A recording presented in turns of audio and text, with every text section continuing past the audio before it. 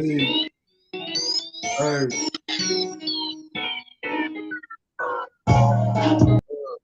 huh,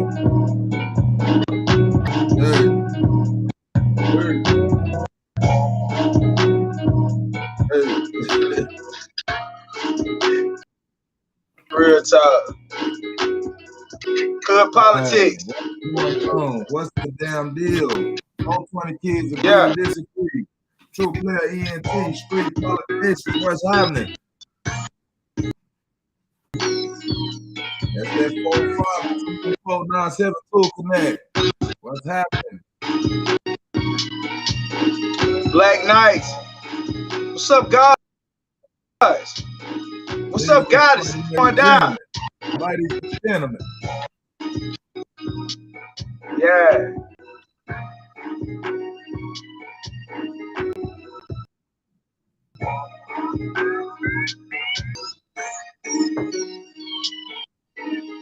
Go. What's up? What's going down? My Hey man, people. what's happening? Yeah. We on the campaign. We on the campaign. Whether anybody know it or not, this is the hottest podcast that could be in the nation. You heard me? Word like we speaking it into an existence. Into existence. The top 5 rappers. You have Dylan, and Dylan. You hear me? Real shit. It's going in though. You know, hot fire. You know, motherfucker stand on this shit. This shit is like lava. It's gonna burn your motherfucking feet up because we all the way burnt up and turned up. Tell me about it, just key, man. What's going on? Tell me about these hood obligations. These hood obligations that my brothers is standing up to. This code of armor that don't exist. You hear me? Hey, hey. Before we do that, I have to say this. I had my first day, bruh. With the dude Yafua Balagoon. Big ups to him, man. A powerful, very powerful interview. Bro was very informed. Yeah, make sure y'all reach out to the dude Yafua Balagoon. Yeah, he got a lot of answers to a lot. Make sure y'all yell at that boy. Hey, big ups, appreciate that. Number 2, man, we got y'all write this name down. Dirty Mac. Hey, he is here. That y'all write that down. Like, find his page. Definitely tap in. Lock in with him. We're gonna need a lot of the feminine energy. We need the ladies that know and is ready to go. Ready to talk. We're gonna need y'all up on some major things here. And we just at the building parts right now. It's like you better get on the train. When the train slow down and you know it blow that horn, better get on that train before it pull back off. You know what I'm saying? Like Dirty Mac, man. Yeah. The Dirty Mac, he in there. So bro, what is we talking about today? Man, you know, shit. Hood obligations? Yeah, you know, it's this narrative that motherfuckers got to control. You hear me? That it's really a perception. It's a mind state. You hear me? It's basically like let's use an example. You say you got a black man in the middle, and then on the left you got the suburbs, and then on the right you got the ghetto. So, do you have to be 2 different people in different situations, or can you be the same person in both situations? Can you be the same black man in the ghetto and the same black man in the suburbs? Do you think that's possible? My personal opinion. On that. No. Elaborate on that, bro. Okay. Okay. So when we talking about it, let's put that in perspective. Is this person in school age, or is this an adult who can just go to work and come in the house? Nah, we're gonna use the youth. We always like to tackle the youth, the undeveloped mind, the teenagers, the 18-year-olds to maybe 30 or something. Let's use those people in those age range. You hear me? Or because young fools turn to old fools. So we'll just use that example as an example in between 18 to 30. No. Because when you say hood, what are we using when we describe the hood? I'm talking about poverty, real impoverished places. Is that what we speaking about? Where your shit say Martin Luther King, or where it's the majority. You in the inner city. You hear me? real Martin Luther King, real nigga, talk. wherever you at, you at the Real motherfucking ghetto. You hear me? So yeah. then you got extensions of ghettos. You hear me? They got some suburbs. They schools might want to be good at. Some suburbs might want to be good at sports, so they'll put a project edition over here with the niggas in, and then before you know, shit. You hear me? So yeah. We yeah, so in that league, if we in school age, I would say, yeah, bro, the things you have to deal with just being in school every day, it's probably gonna run you across some situations that if you're in the suburbs, you're probably not gonna end up in a lot of them situations. Like you gonna have to become a different person. If it's sharks in the water, that's like saying and that's not saying you're not gonna have to grow into a big shark too. Like you're gonna have to. Like if you're in a place that's people trying to dig their way out of poverty, yeah, bro, you're gonna run across more obstacles than you're gonna run with people living good. I don't see how you get around that. Absolutely. That's the thing, man. People, it's like the people in the ghetto, man. It's like, and then we'll just use classism. We like to talk about classism. The impoverished motherfuckers, the middle class and the upper class. The upper class look down on the middle class, and the middle class look down on the impoverished people. You hear me? So when I talk about a lot of our problems is classism issues, we want to support a rich motherfucker, but we don't want to support an everyday average motherfucker that's like ourselves. So what do that do for us as being African Americans in our community as far as our economics? When you don't want to support an everyday average person like yourself. That's my definition of classism issues in the African American community. They often like to tell you that you're the biggest consumers on the planet. They laughing at you. They shitting on you. All you niggas can only get this shit at consumer rates, nigga. You can't get it wholesale. You can't get it at the product level or wholesale. All you can buy is retail, nigga. You hear me? That's what they saying. It's a slap in the face. So we gotta this mentality where we don't want to support anybody who looks like us. So we spend money with everybody else. We water everybody else hard. What up with you? Yeah. Nah, yeah, bro. Yeah, we definitely spend. Well, we definitely spend it with everybody else. Except self. So with the hood obligations, what do you think? Okay, say we use Birdman, his brother. He got out of jail, right? So dude was facing life. He wasn't gonna never get out but he ended up telling about 2 murders, but both of these people was dead people. So however you look at this, his brothers don't want to deal with him because they said he sat down at the table with the police. That was a rule that they made. You never sit down. He sat down, so nobody wants to deal with this person because he has a hood obligation. What's happening? Yeah, man, we got the boy Istilla in the house. What's going on, man? Yeah. What's going on? The story is telling, man.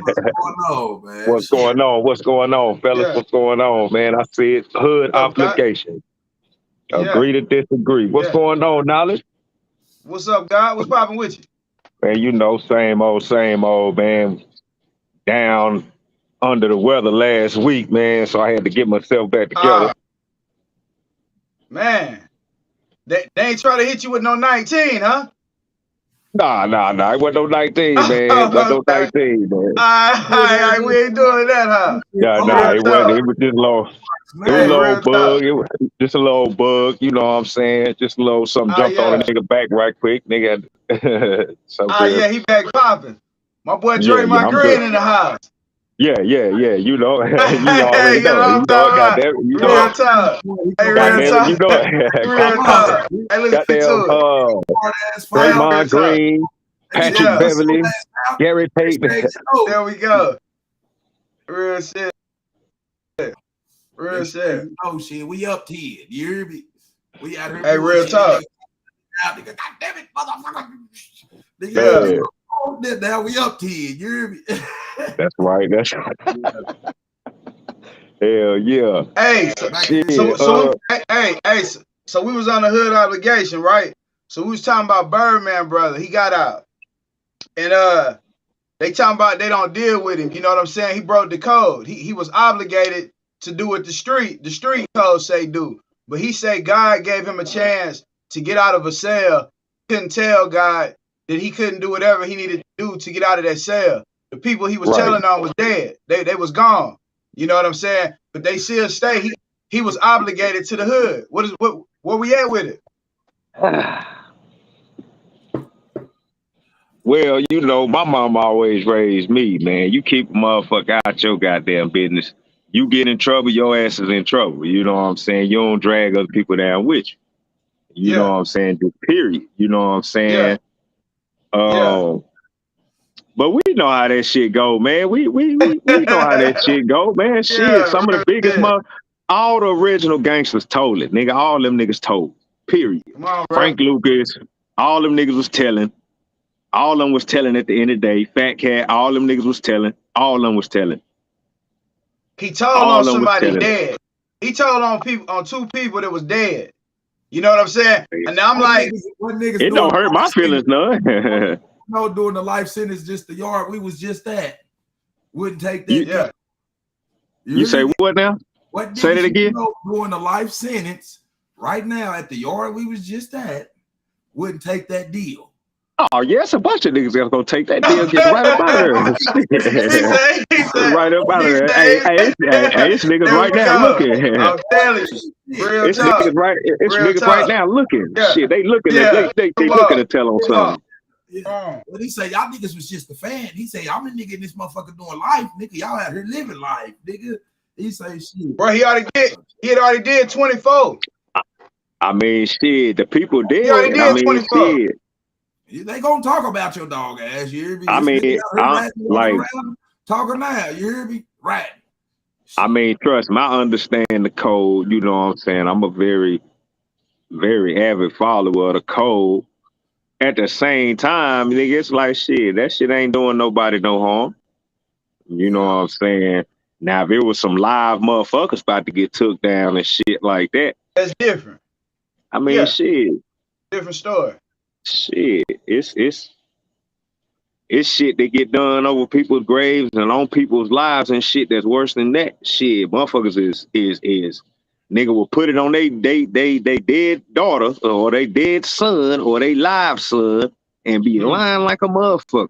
Let's use a real situation. You hear me? Say one of you us right now. We conscious motherfuckers is fathers, husbands, you hear me, working people, family people. Motherfucker come up to you right now. Oh, bitch ass nigga. You hear me? Just like that, off the flop. You hear me? Now, what's the hood obligation? I'm a father. I'm a working man. I'm a husband. I'm supposed to throw it all away because he called me a bitch. I ain't no bitch ass nigga. We supposed to throw it all away. You hear me? Yeah. That hood obligation. Throw it all away. They definitely, and you know what? I'ma say it like this. Now, when it comes to that, I ain't even gonna put that on no hood shit.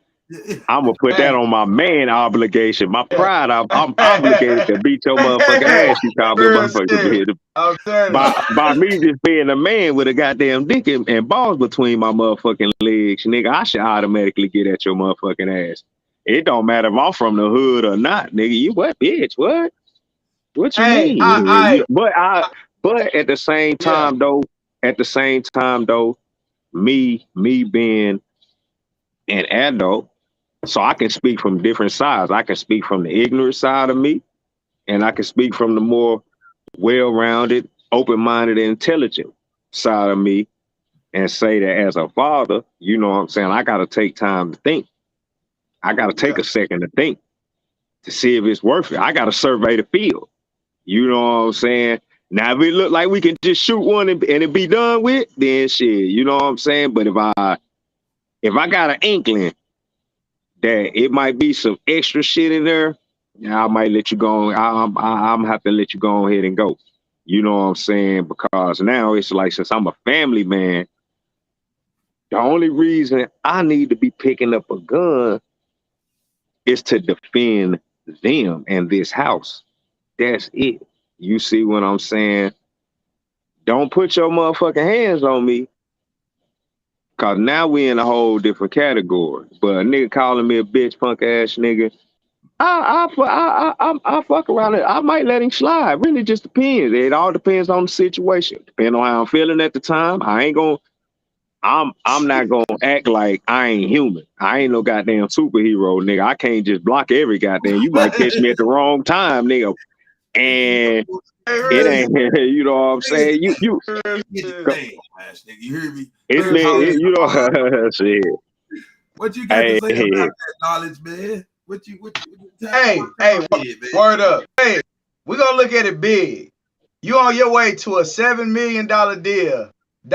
You walk in Walmart and the nigga say, yo, bitch ass nigga. Where you at? Where you at with it now, Ish? I got money. Yeah. I got 7 million reasons not to fuck with your motherfucking ass. Facts. I got, you know what I'm saying? It's a bigger picture. I mean, but, you know what I'm saying? Like I say, shit, them $7 million can easily be translated into these 3-4 lives that's under my care every day. There we go. You feel me? So my life shit, my life, if you ask me, myself is worth $7 million. Cause in my lifespan, I will have been done touched and spent and had in some sort of way $7 million fucking dollars. Nigga, if you live long enough and you work hard enough, regardless, nigga, if you have it all in a bank account or you spending and paying bills throughout your life, nigga, you gonna touch some millions. Everybody is gonna touch some millions of dollars will run through your motherfucking hands before you die, nigga, unless you die at the age of motherfucking 10. I mean, and that's just how I feel about it. My life is worth $7 million by myself. Yeah. Shit. Hey, bro. I'm a $7 million man by my motherfucking self. Shit. I ain't got $7 million, but I'm a $7 million man. So let's tap. Why? Cause I'm and even to tap and add. Yeah, man, to add on to that. Nah, I was saying to add on to that. You talking about 7? The money part doesn't even matter.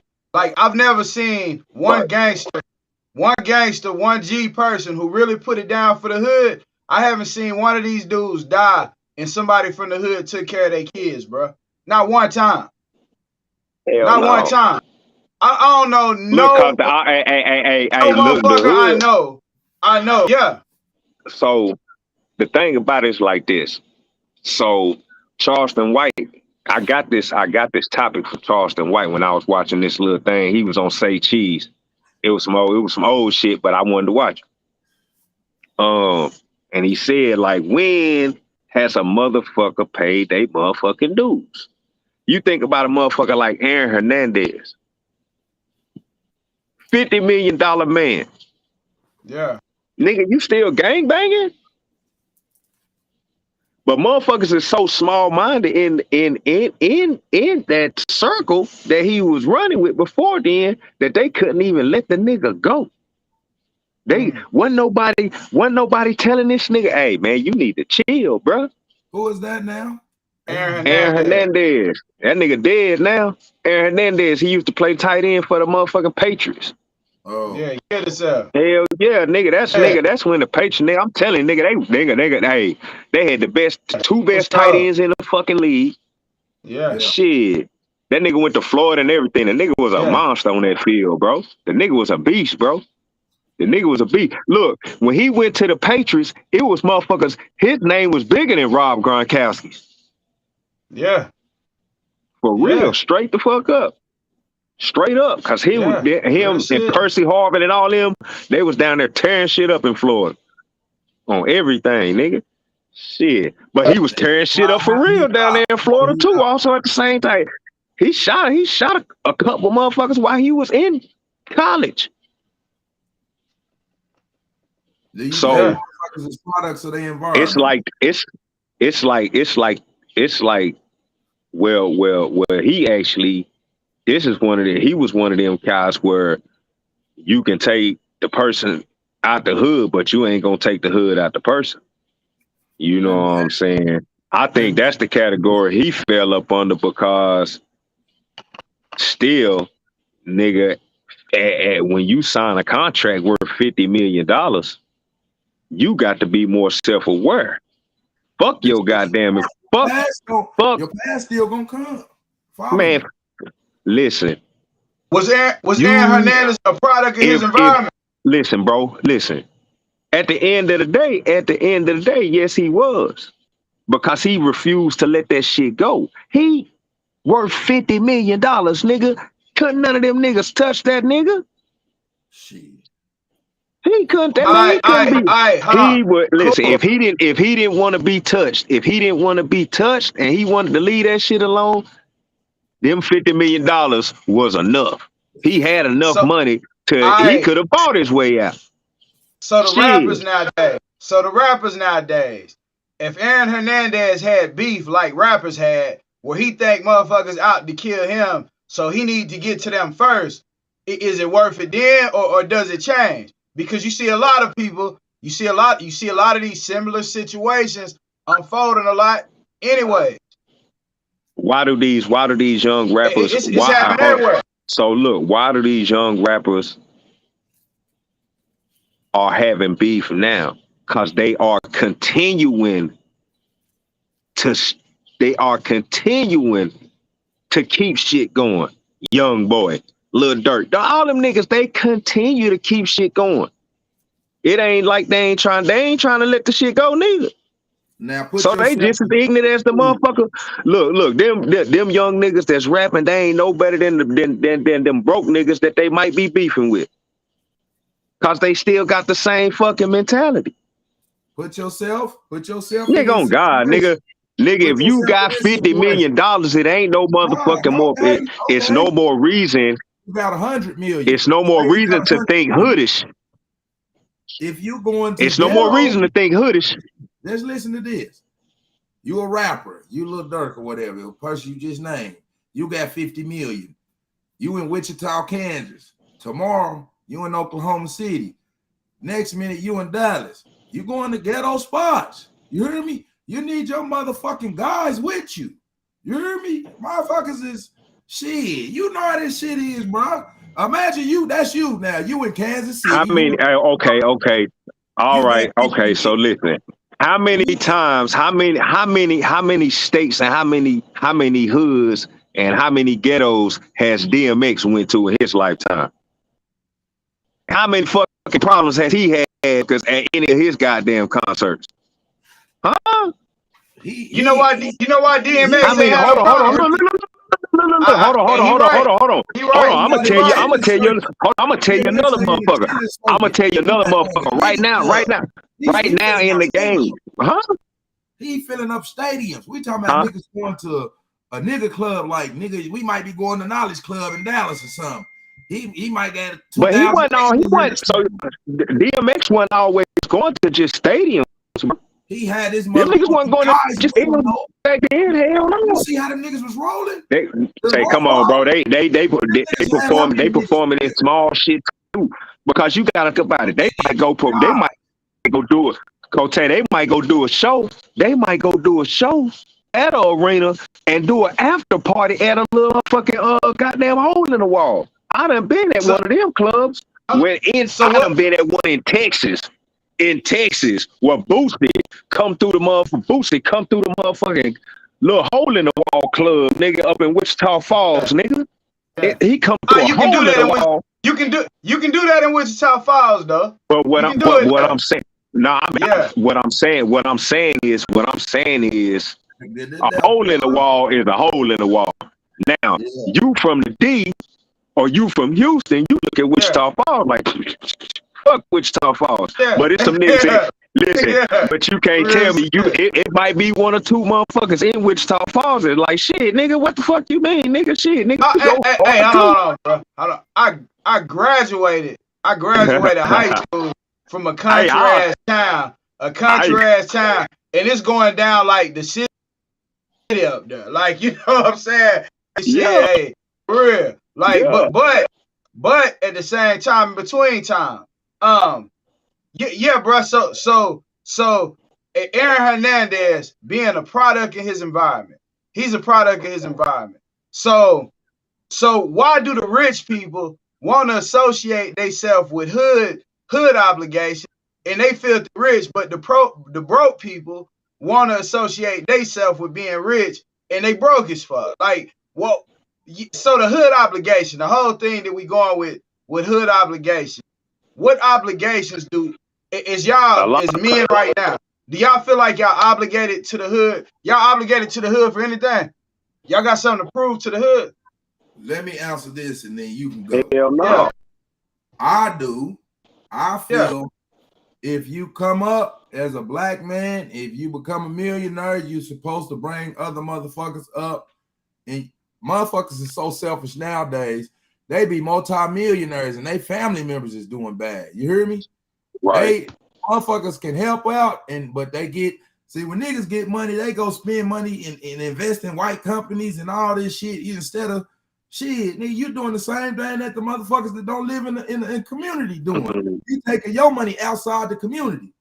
So just look at the motherfuckers who doing that, the Nipsey Hustles, the Young Thug, where they got all the money circulating between their guys. They acting like it's all kind of Ricos, and you hear me? You know what I'm saying? But the sellout niggas who go out, nigga, fuck y'all niggas. I got mines, you better get yours. They letting these niggas prosperous. They being prosperous. So the motherfuckers trying to come back and reach back, they like, look, shit, you trying to help niggas that don't want to be helped. It's indoctrinated to get the fuck away from the ghetto. I made it out. I'm gone. Nigga, fuck you. I'm rich, bitch. You hear me? Right. So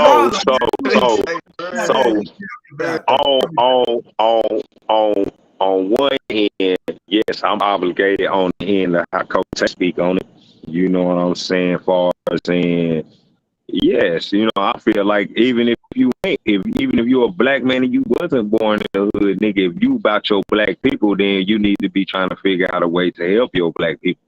Now, I'm not obligated as far as saying I ain't got to come and hang around none of you motherfuckers.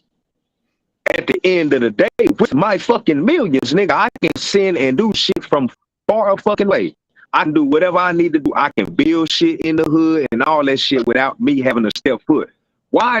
Because, nigga, look on your timeline, nigga. See how many motherfucking people, bad motherfuckers and shit all goddamn day long. All they do is backbiting out your broke motherfuckers. So guess what's gonna happen if you bring your rich motherfucking ass down there and you stay too goddamn long? Somebody gonna get the itch. Cause guess what? It's gonna be somebody that know you from the past. Y'all ain't had no fucking beef in forever, but now they mad at you again. You have motherfuckers. Listen, I am not obligated to help you out because for some reason you just couldn't make your way out or you didn't fucking try.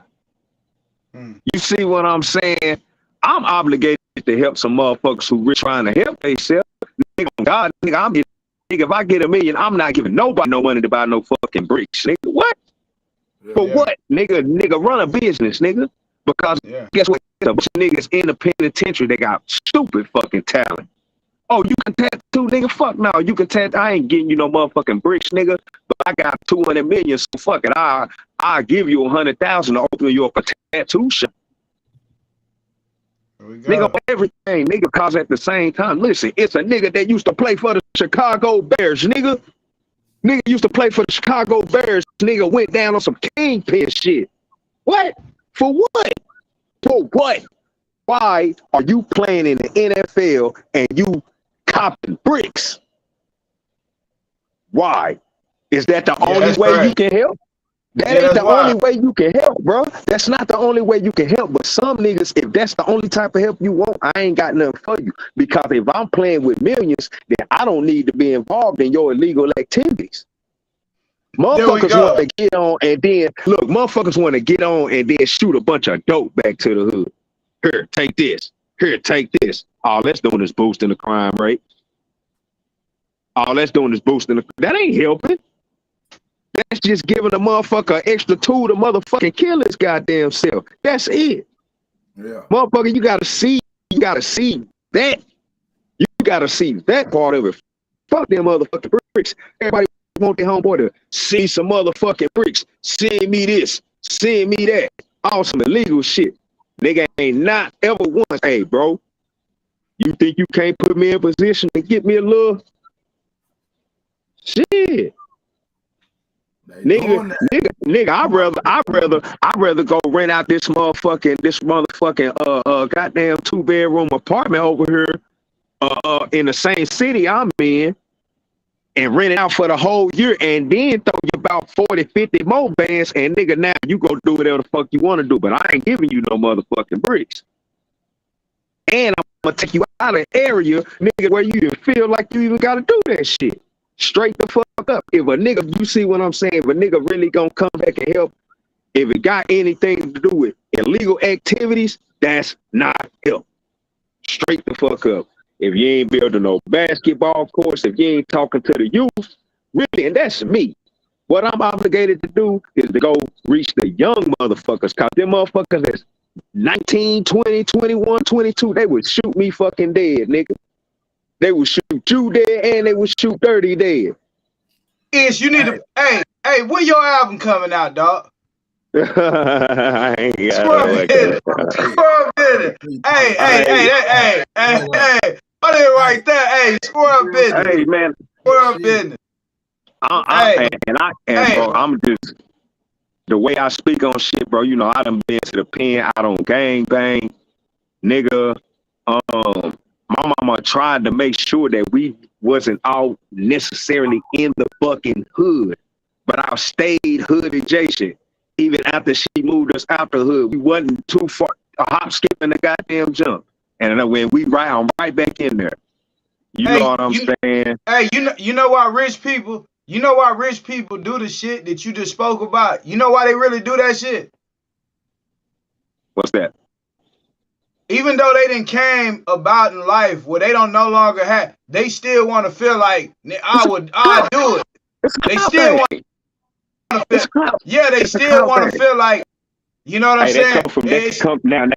Now that's where the product of environment jump back out, right? That's where that little kid, you see what I'm saying? That little kid that remember seeing the dope boys and shit like that. I ain't letting nobody ever do that shit again.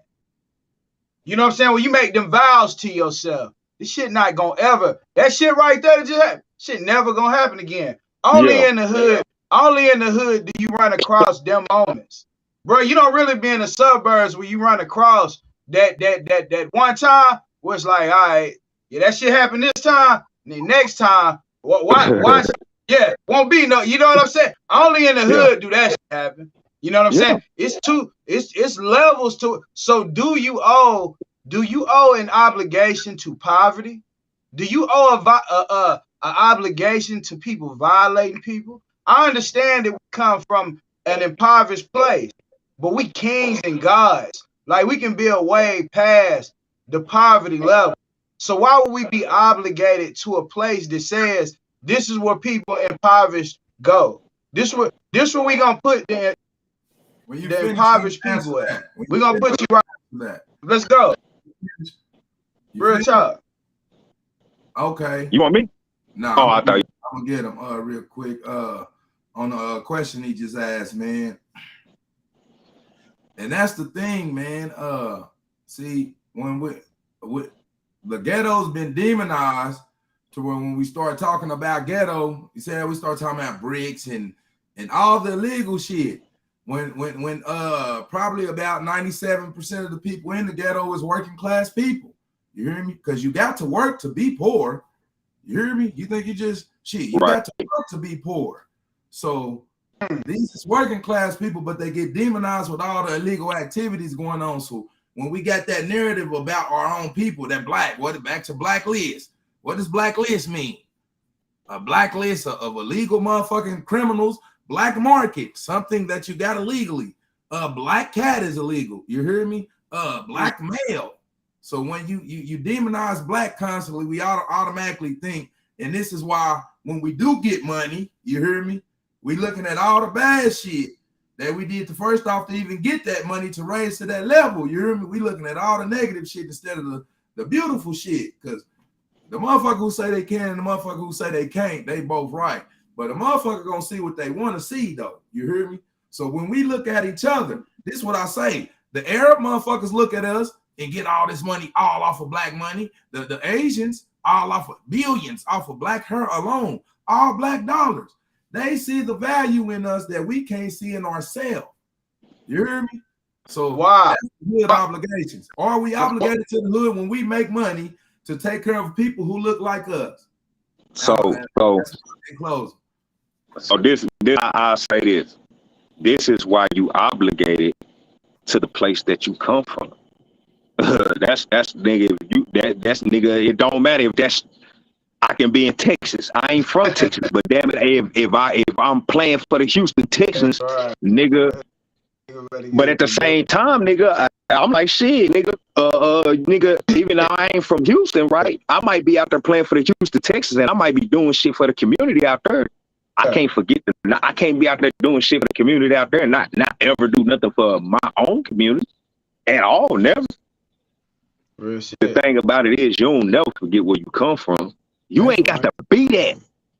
You ain't got to be that. That's why I was telling Cote, bro, you ain't got to be just cause you stay in the fucking hood. That don't see what makes the hood, what makes those neighborhoods, hoods and ghetto are the illegal activities.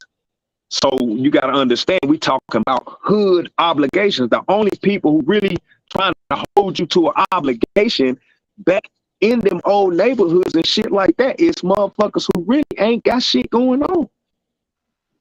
And half the time they need some, they looking for some illegal assistance or something like that, or they just looking for a fucking handout. You know what I just heard when you were speaking? What's that? You said when you look and see in these hoods, I said, damn. When they talk about hoods, they left neighbor off of hood. Yeah. They left neighbor off of hoods. So you don't care about your neighbor.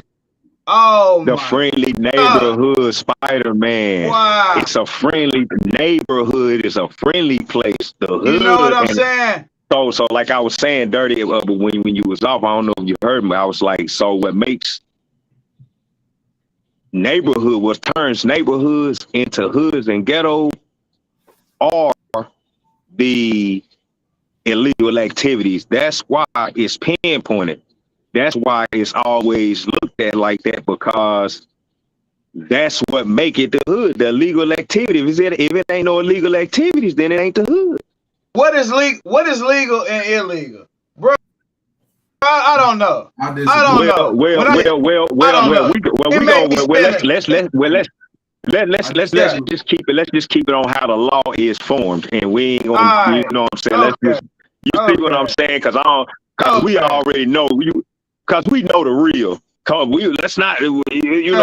feel like it's certain when you got certain people of like mind, certain things that's understood don't need to be explained. We know what the fuck going on. You know what I'm saying? We know this shit a trap. We know this shit a trap. Dude, check this out. One day, motherfucker Kunta Kinte realized that goddamn, this ain't where the fuck I want to be. I'd rather be motherfucking dead. I'm gonna keep motherfucking trying to run up out this motherfucker. Y'all got me fucked up. This ain't me. I ain't got to beat it. Boy. That nigga went so far, fuck it, nigga, they cut his foot off. Nigga, that nigga was still trying to get somewhere. Nigga was still trying to get somewhere because he knew that environment was not him and it wasn't for him. So that's why I was talking about Dirty earlier when I was like, shit, yeah, you can be from the hood all day. My son from Rolling Hills Apartments in Winston-Salem, 700 block, right? I told that nigga ever since I came home, nigga, I don't give a fuck what they doing out there. You ain't gotta do none of that shit, nigga. You ain't gotta do none of that shit now. My son is one of the biggest niggas, little niggas down there, bigger than some of the adults. Nigga taller than me and everything. Niggas move out the way when he push. He ain't got to be there. He ain't got to do none of that shit. He ain't got to succumb to none of that shit because everything moving down there without a gang or anything. But he still chose to do that because he chose to be a part of the environment. Once he chose to be a part of the environment, now he's 17 years old fighting a murder case. You see what I'm saying? My son's 17 years old fighting a murder case. Hold on, bro. Hold on. You just said a lot there. We can't minimize what you said. Like, we gotta maximize that. Like, we want people to really feel where you coming from. It's kind of like you said your son and then you start speaking. Okay. But you said your son, he down there. So your son locked up? Yeah, he locked up now. He locked up right now. All right, and you said that you said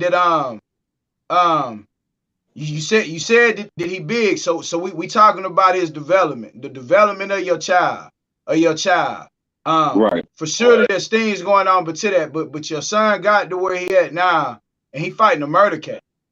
Yeah. Yeah. Like, yeah. See, that's big-ish. Like, bro, you sitting here speaking, like, and you saying right now, right now. So hood politics, you speaking on the development of how big he is. What do you think in the environment of his life and your son, what can you kind of see as a father that you think might have taken in a hood? Well, for one, you know what I'm saying? We got, okay, so first it started with me actually being in the pen, not me not being in the house, me being in the pen, because me being in the pen, it killed any chance that I had to go back and visit my son. You see what I'm saying? And the times when I could actually, nigga, come on, you coming out here to stay with me. You see what I'm saying? I don't want you over there. Cause even if you over there, I ain't in the house, so I can't even tell you what to look for. I can't even teach you how not to fall for the bullshit that these niggas that's my age, cause the niggas that's my age that got into the shit. You see what I'm saying? You feel me?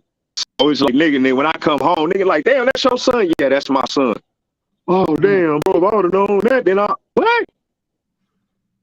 You shouldn't have to know if he my motherfucking son. Nigga, keep that nigga off the goddamn streets, nigga. Look, bro, when you was big and talented and fast and shit like that, when I was coming up, motherfuckers tried to keep your ass off the goddamn street. Go.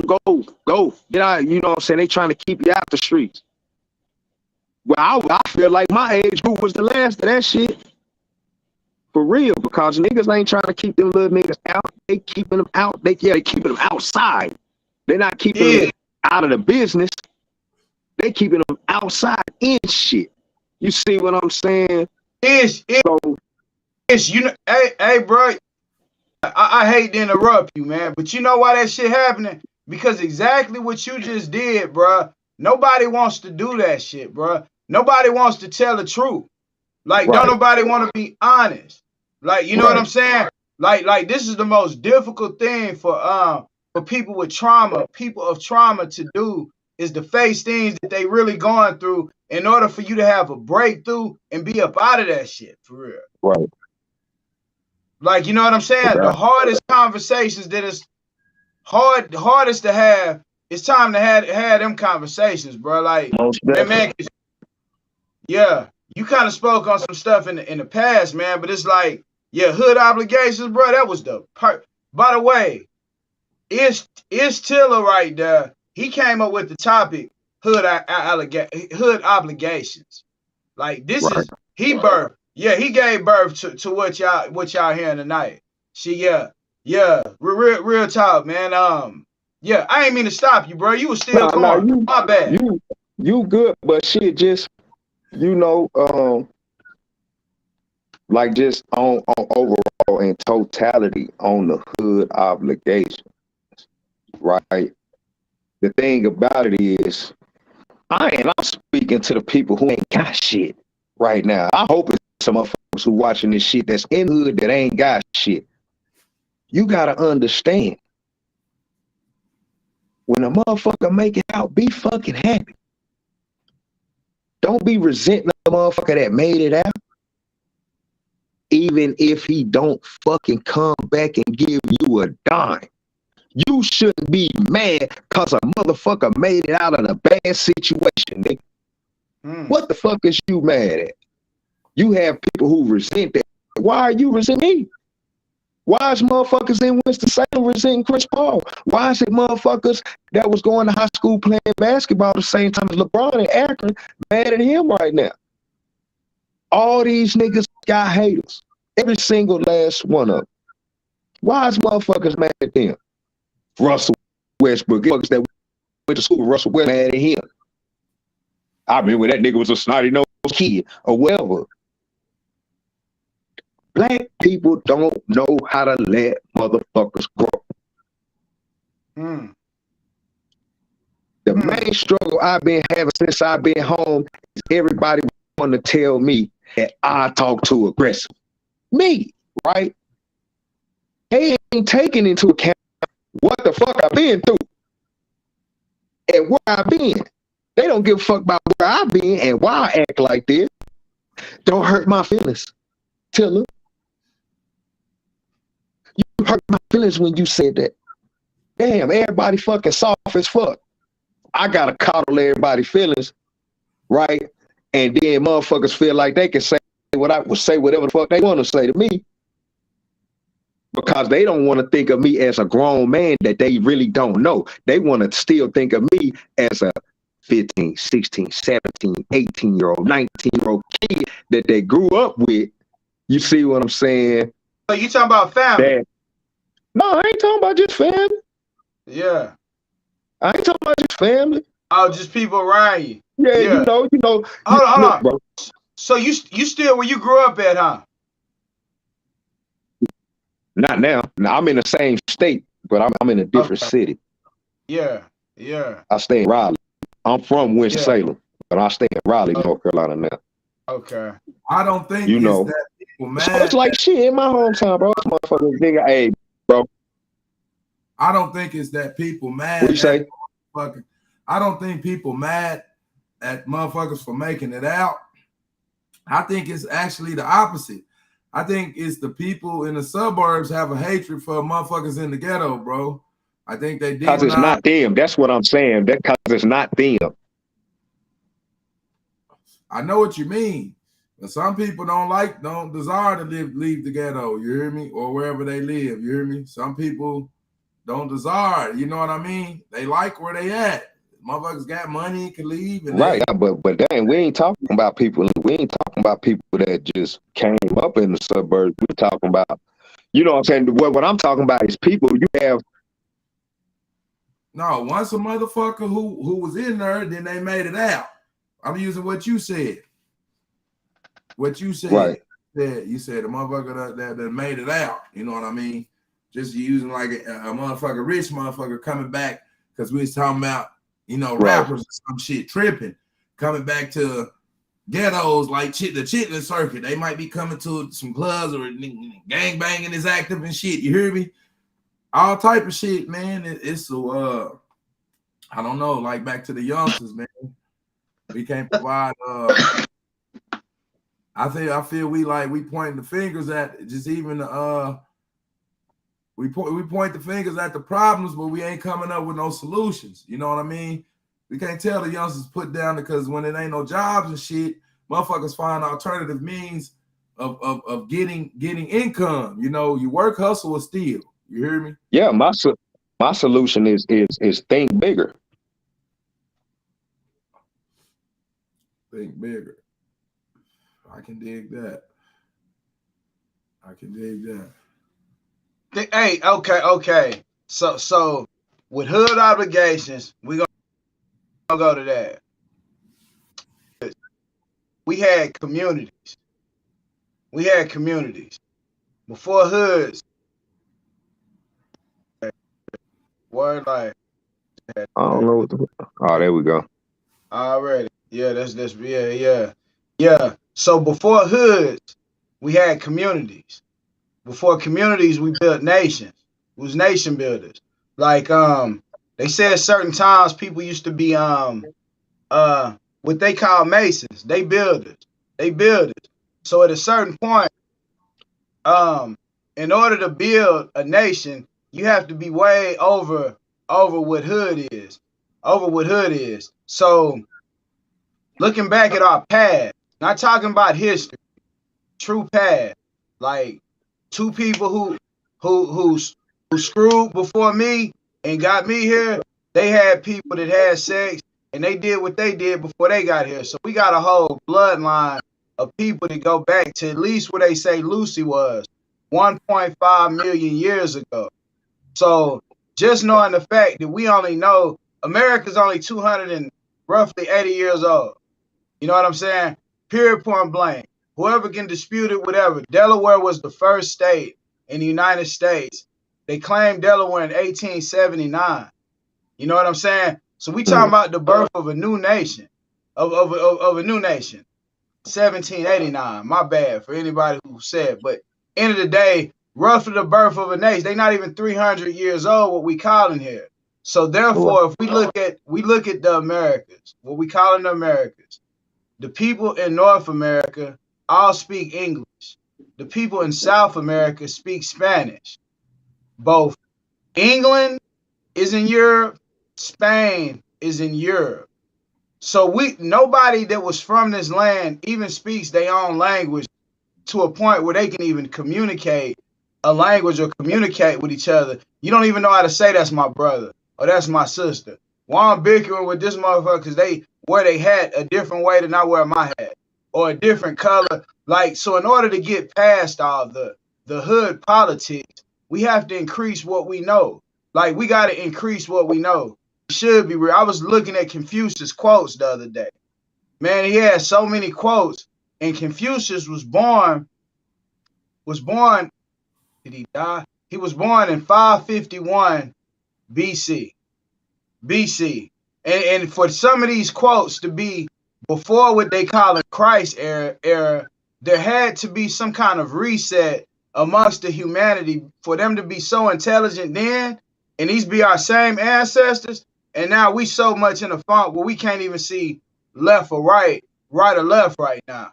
Like it makes zero. So even the fact of us, we all God body, bro. We all done been through the most to get to the best. Why would we even have to discuss if we hold an obligation? We do hold an obligation to what we consider the hood. We do hold an obligation. I will say that. Like, I'm one of the ones that I feel like blessed to leave, that been somewhere where you done lived in the hood, several been certain things. You blessed to be here. So do I hold an obligation to help them people know more to survive? Yes. Do I owe you what they call money or come sprinkle you? Fuck no. No, like each one teach one. I had to learn. I'm gonna teach the next person what I know. They gonna be able to grab fish and be able to go. Cause everywhere amongst my walk, I gotta figure it out. So you know what I'm saying. So you drop the seeds to see them grow.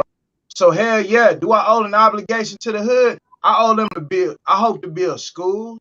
I hope to build institutions to help them. You know what I'm saying? I hope to build a whole lot of different stuff to hell yeah, bring them up a certain way.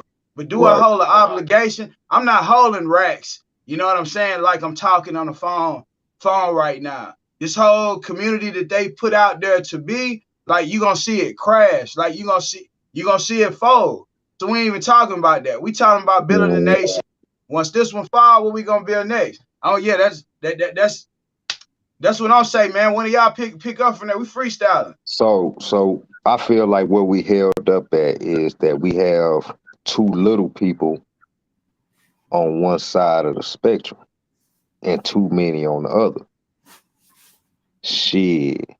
One man can only carry so many people before he gonna get tired. So hopefully while he carrying these 4 people, one of these motherfuckers is building up their goddamn strength. So when you can get down off my back, now I can get on yours and you can carry me.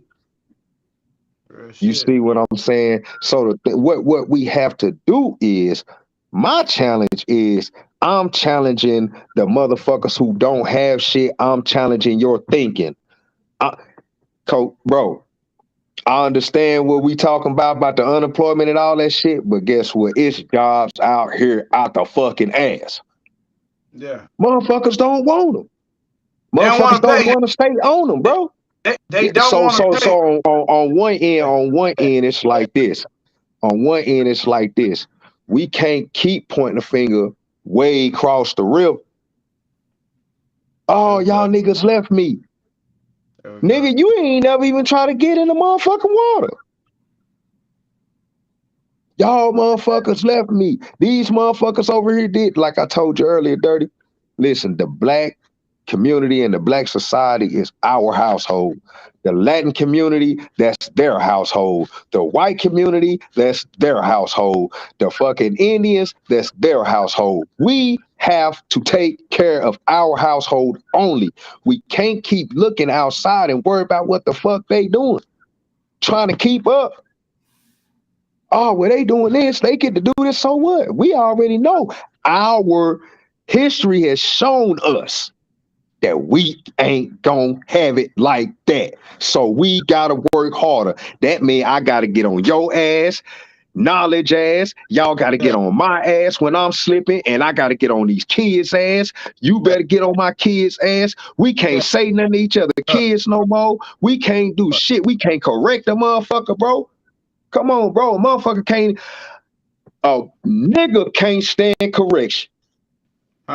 You try to tell a nigga, he a nigga, not no black man, a nigga, an ignorant motherfucker who never get the picture. The big picture, because it's a big picture at hand. I don't care about your bands, nigga, because at the end of the day, because you got to think about it. Who is the niggas that's holding up the bands and all that shit in the fucking hoods? It's the niggas doing the illegal shit, right? So, yeah, they got all that money circulating, but what happens when a nigga from up the street comes smoke that nigga? Or what happens to that money when the police bust that nigga? And them niggas, the whole goddamn crew, that money is no longer circulating. In that hood, the police, the government, they gonna take that shit and push that shit to a whole nother city, whole nother state. That money, that dope, all that shit gonna resurface somewhere else, and it's gonna be circulating in a whole nother group's hands. But it's just gonna be in the group. Niggas ain't doing nothing with their money, bro. It's circulating, but they ain't doing shit. Buying a car, buying a Charger, then buying a Challenger, then getting the Benz, then getting a chain. Niggas talking about how they got $250,000 on their motherfucking wrist. Nigga, that's 5 low-income houses you could build, my nigga. Oh, God, nigga, what? You talking about making some money? Why don't one of these rapping ass niggas build a big ass apartment complex and get a government contract and put some motherfucking poor people in that bitch? Bet they gonna get some money then. What you mean you got a government contract? Niggas ain't the niggas who got the money ain't thinking big enough. Shit. It's the niggas who ain't got shit. We thinking way bigger than them, but by the time we get the money, we tired of fucking thinking about everybody else. That's why niggas get their shit and go. Shit. Because the whole time a nigga was at the bottom, the motherfuckers at the top.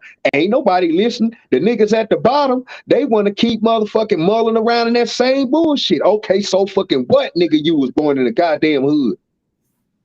That don't mean you gotta be that, bro. And I tell any kid that, nigga. Any kid that, and any grown man should be telling them that, bro. Straight the fuck up, because you don't have to succumb to your environment, my nigga. That's the thing about it. At the end of the day, you can be a product. All apples come off an apple goddamn tree. Some of them motherfuckers be good, some of them be bad. Period. Point blank and simple. Just cause you from the hood, that don't mean you have to think hoodish all the goddamn time. That don't mean you have to act hoodish all the goddamn time. That don't mean you have to react in a hood way all the time. Motherfuckers don't think we intelligent. And guess what? Until we tap into that intelligence that we have and actually start using it, these other races gonna keep running laps around our ass. Straight up.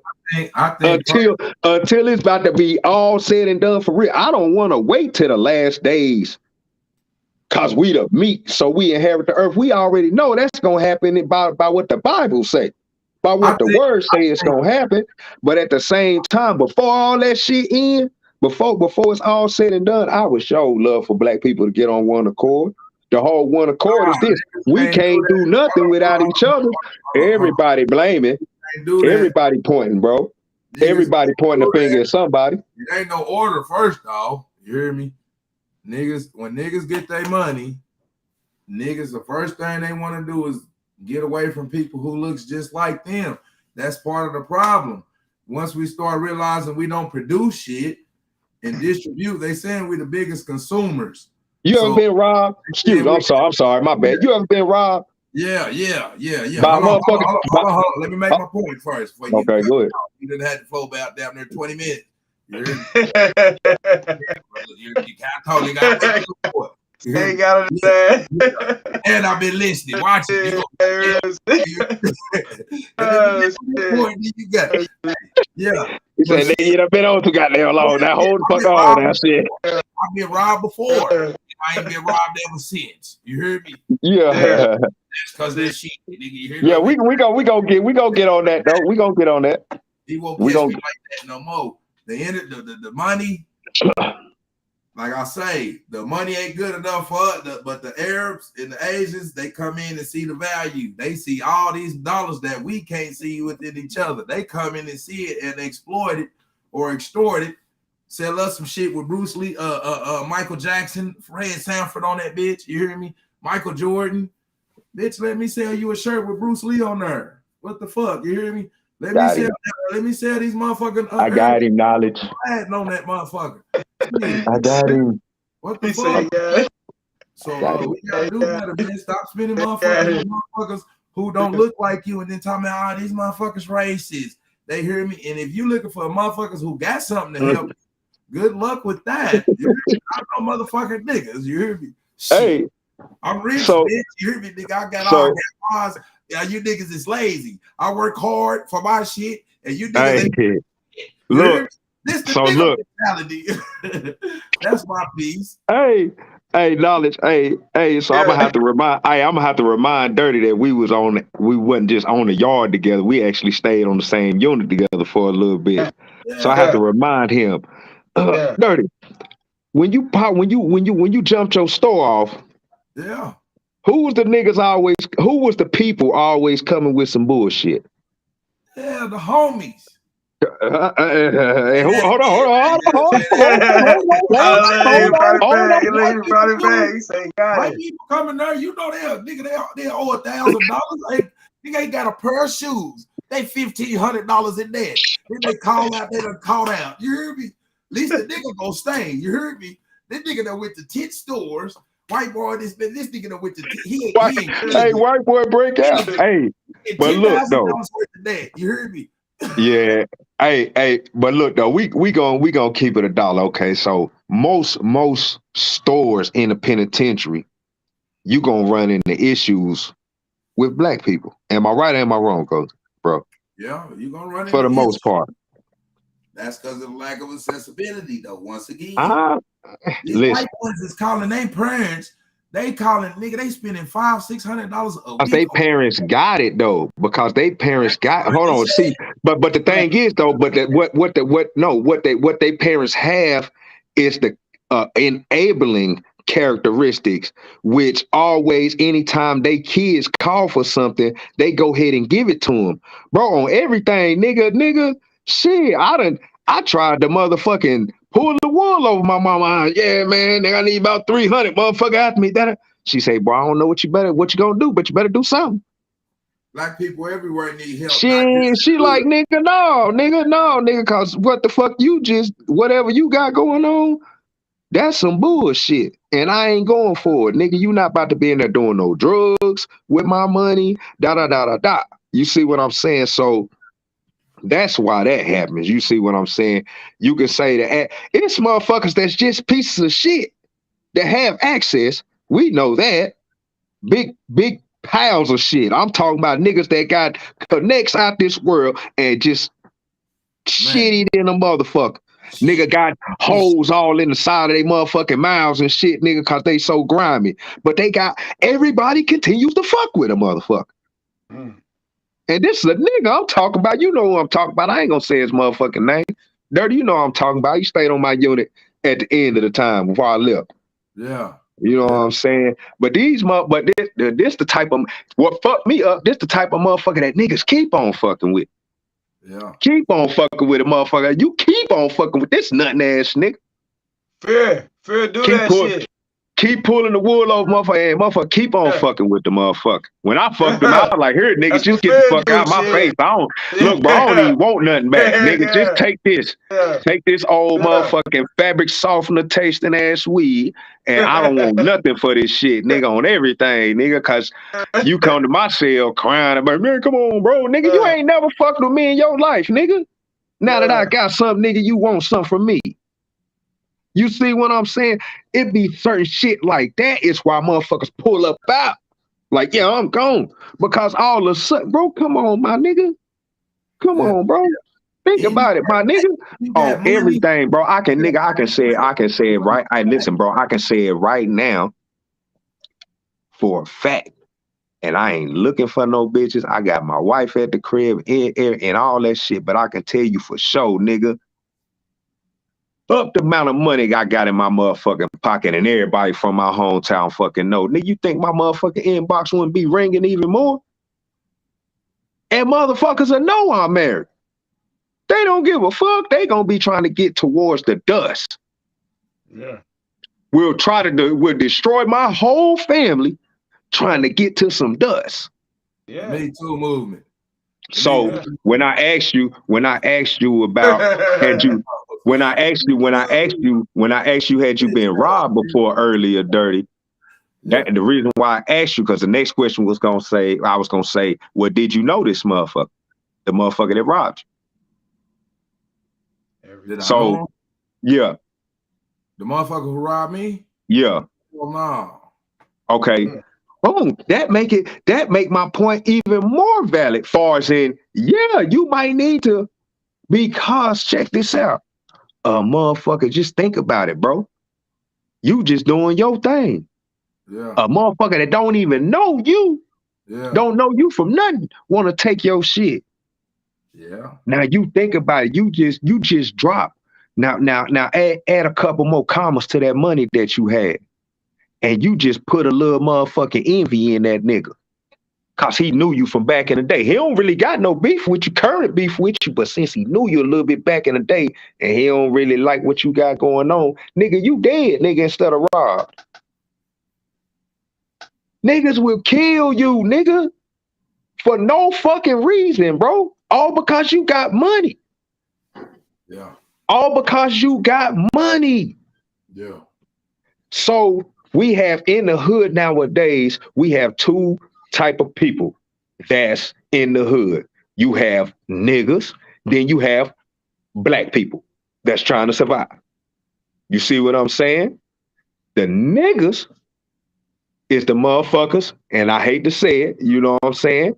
The little motherfuckers like my son, them running around stealing people's cars, breaking in people's shit, thinking it's cool to sell a little weed, thinking it's cool to do a little this, thinking it's cool to have a gun, all that shit.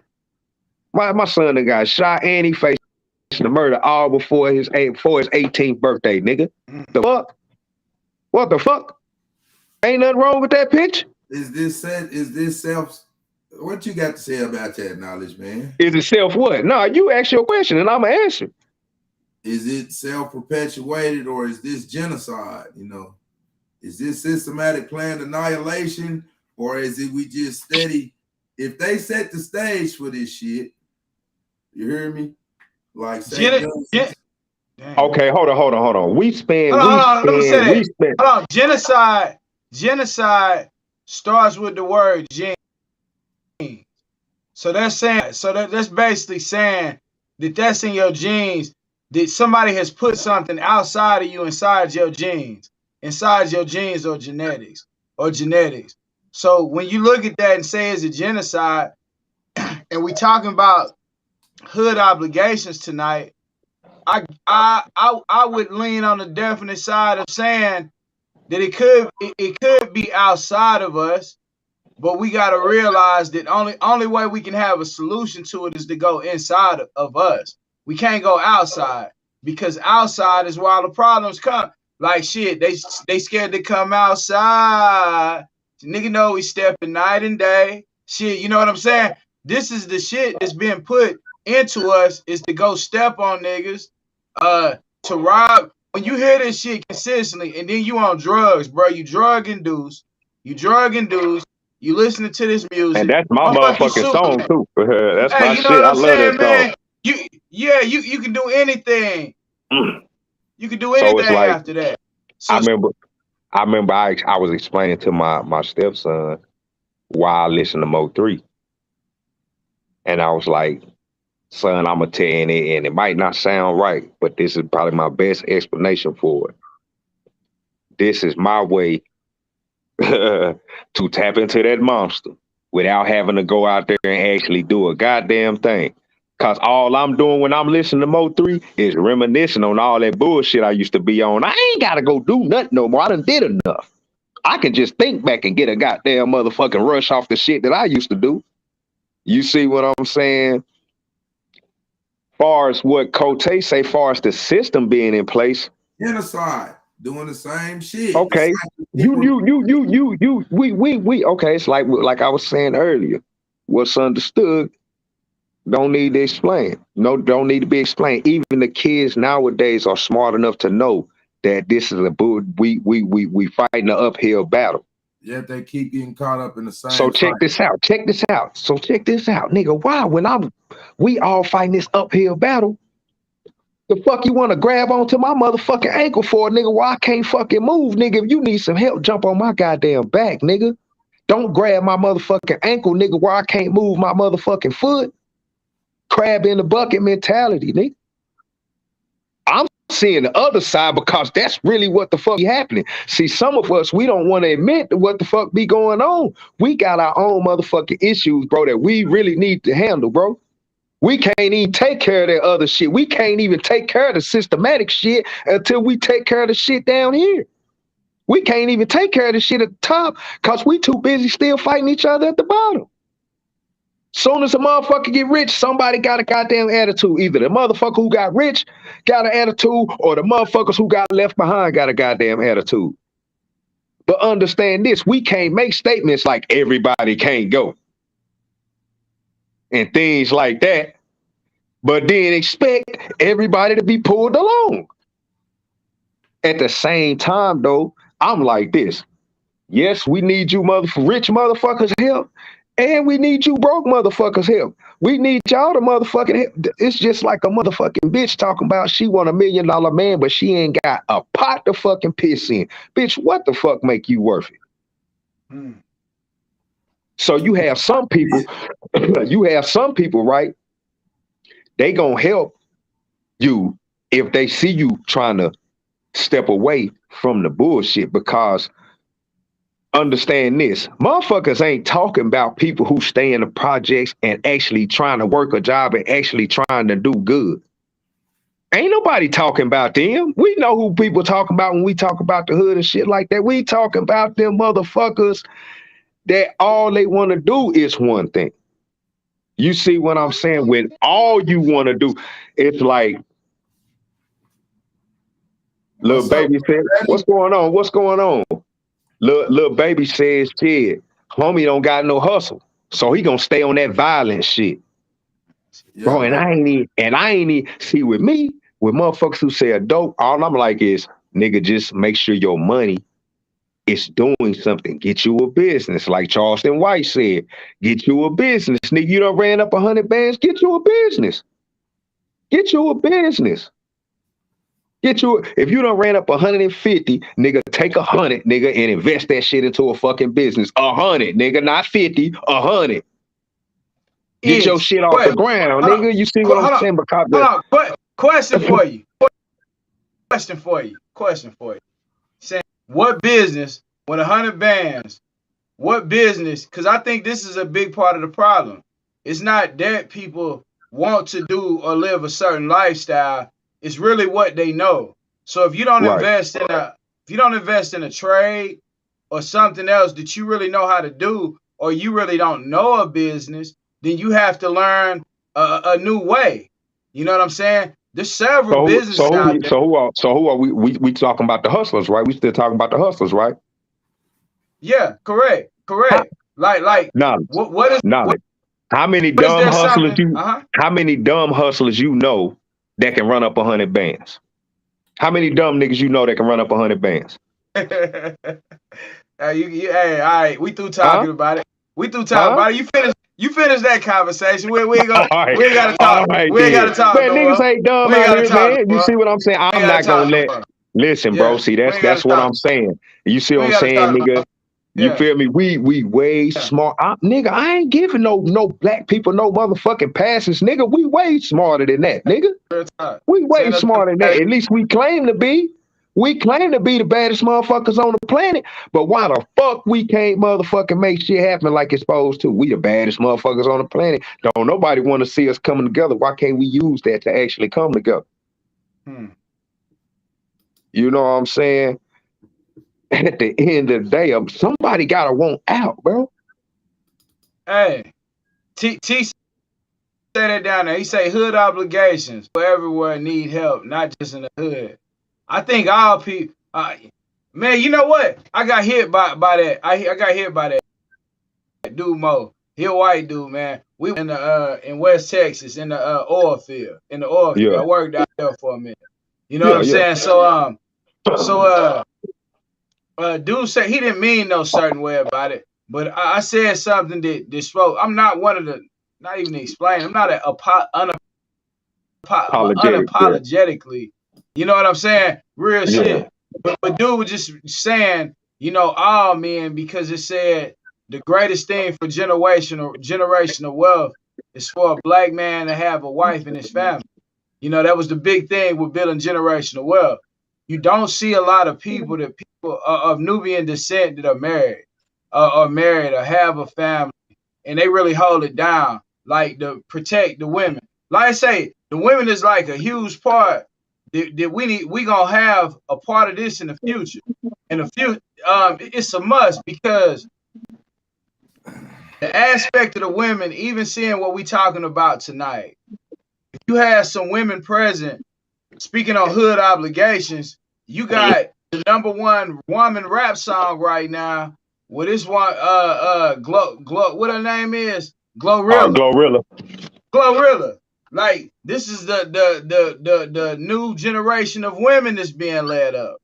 It's Glorilla. So when you speaking of hood obligations, and she saying she hanging out the window with her ratchet ass friends, and she fuck nigga free.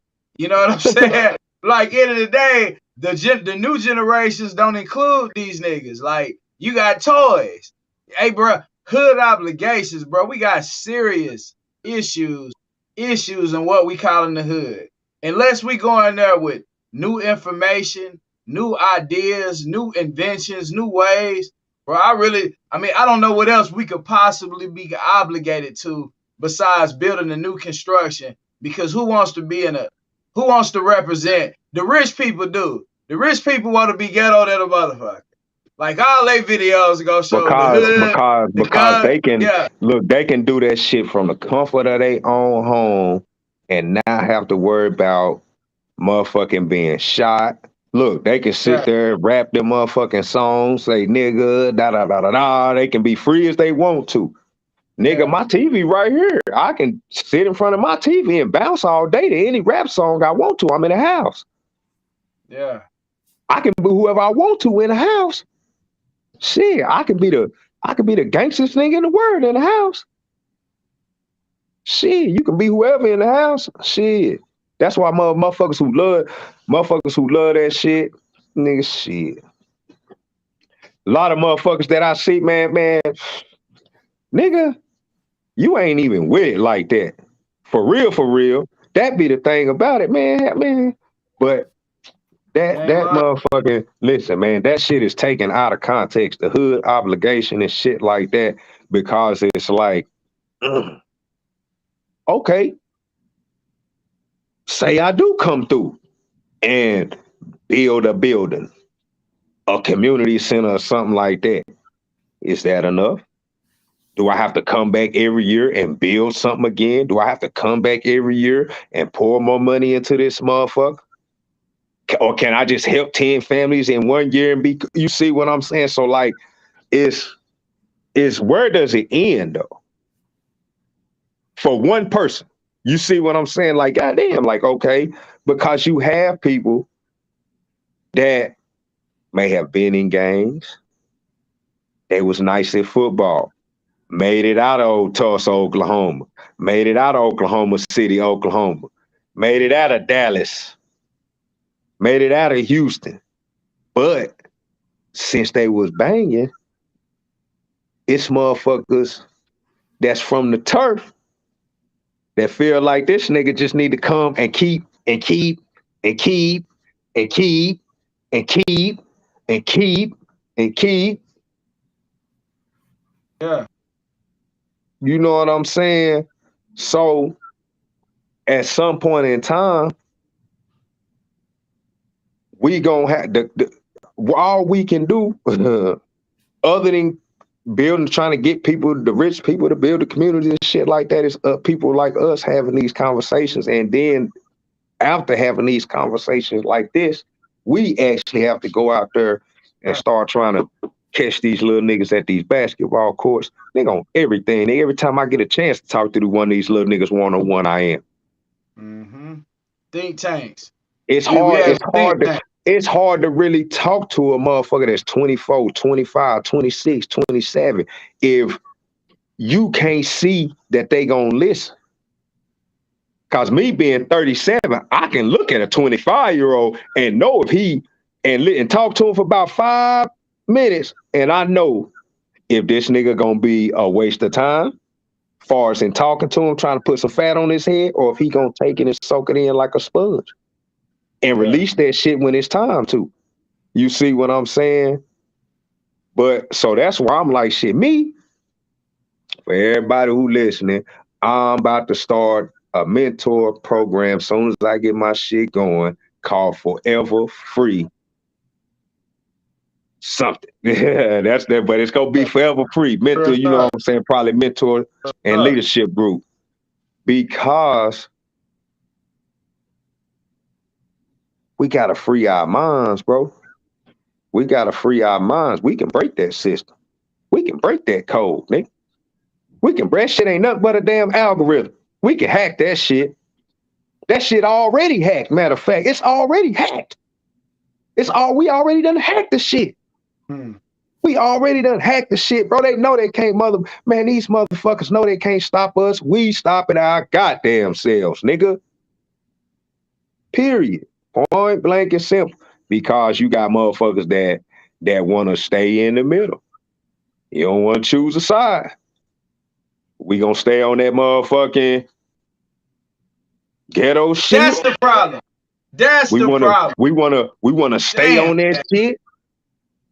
Remain hood. I want to remain it. I'm a solid nigga. I don't need nigga. When I got official tatted on my chest, it wasn't one nigga in my neighborhood back in my hometown. Anybody that knew, I didn't have to run this shit across nobody. I didn't run nothing across nobody when I got official tatted across my chest. Because I don't need, it ain't a motherfucker who can vouch for me. That's how I feel. Fuck a motherfucking vouch. Nigga, y'all niggas can't vouch for me. Half y'all motherfuckers don't like me. Some of y'all niggas want to be me. All that shit. For real. And if you don't like me and don't want to be me, then you must love me. But you really don't love me like that because you don't fuck with a motherfucker. Come on, bro. Nigga be having thousands of friends on their Facebook from their hometown, and they don't talk to none of them motherfuckers. All you see on Facebook, if you got a whole bunch of people from your hometown on your Facebook, Just look and watch what them motherfuckers is saying about everybody. It's always some bullshit. Somebody always got some bullshit going on. Always. Somebody always got some bullshit going. It's always somebody going back and forth about something. About something. And it's some nonsense. There ain't nobody arguing about what's the best way to make some money. Well, why don't you go and, oh, hell no, nigga, you stupid as hell if you invest in that. You should go invest in it. It ain't no argument like that. Yeah. Oh, yeah, you was fucking with that little big nigga over there. Oh, you was fucking with that stanky puss bitch over there. Oh, that bitch done slashed my goddamn tires. All this bullshit. Yeah. We got 1 million different groups on Facebook. Black people got 1 million different motherfucking groups. And all of it be a bunch of bullshit, either some sexual shit. We got our good shit in there, but even on the marriage club, you got motherfuckers bringing they nonsense. Bitch, don't bring your motherfucking bullshit, unhappy ass marriage shit up in this motherfucker. Shit, don't nobody want to hear that shit. Yeah. Shit, y'all going through, y'all bringing that vibe and shit, that shit rubbing off on other people's wives and other people's husbands and shit. You talking about some shit that I don't want to be arguing about with my motherfucking wife, but since she done seen it and she got a fucking opinion, I don't like her opinion on it, so now we fucking argue. Yeah. You see what? Come on, bro. We got too many ways. Us as black people, we have too many ways to be divided, bro. Yeah. We ain't number one motherfucking piece of cake, nigga. One piece. We're a piece of the cake. 13% of the cake. And they done sliced us down into so many different divisions. 13%? How you got so many different divisions out of 13%, my nigga? 13%. We spending all the money. Guess what, Dirty? You know why you can't spend, you know why motherfuckers just go try to invest with some white people? Because if I open up my own shit, all these motherfuckers gonna want to hook up. The motherfuckers would be glad to go spend $25, $50, $75, $100 a plate for some bullshit, man. They'll put some small portion ass shit on your plate, nigga, and you will pay for that shit happily, nigga, because you sat at some restaurant that was named after a motherfucking gay ass French motherfucker. But when the woman spend her time in her motherfucking kitchen making plates and shit and want to charge $12 a plate, oh, $12 for that? Well, bitch, go motherfucking buy you some goddamn McDonald's. Shit. Go buy you some motherfucking Chick-fil-A. You spend $15 at Zaxby's. Come on, bro. Motherfuckers ready to go bust down the door, Ruth Chris, all this other shit like that. That's the first thing they want to do. Yeah. They want to go, bust down some shit. Let me go. Then I'm about to go spend $300, $400, $500 at Ruth Chris. All for a status symbol, my nigga. We trying to get symbols that we already own and got. You see what I'm saying? We trying to get a status symbol, nigga. We are the upper echelon. But until we flip this motherfucking world upside down, we gonna stay on the bottom, nigga. You feel me? You feel me? Man. We the top echelon. We at the top. But until we flip this motherfucker upside down, we gonna stay on the bottom. That's real. That's real. That's real. But in order to change that, it takes radical. People mistake the word radical. Radical change means basically dropping everything that you think right now and realize things can be big. Hell yeah, things can be bigger than you always thought. So what your mom and them and your grandmama and them believed that a long time ago. You know that you here now, bro. Majority of things that people believe, the only things they believe is shit that was told to them, for real. That's the only thing people believe is what is told to them, man. And now that is what has happened. We believe in the hood. We believe in shit like that, man. I'ma stay strong. I don't know, bro. I ain't never seen. I ain't too much. I say never seen. Bro, it's great people in the hood. It's some beautiful people. in the hood. But when you say you getting on street, what's a real, bro? In closing, on this tonight, bro, it's been a hell of a night though, man. But Man. what do y'all think a real nigga is? What's a real nigga? I need to know this shit. And what's a bad bitch? I wanna talk about both of them things before we leave. Them definitely the word. What's a real nigga represent? What's a real nigga?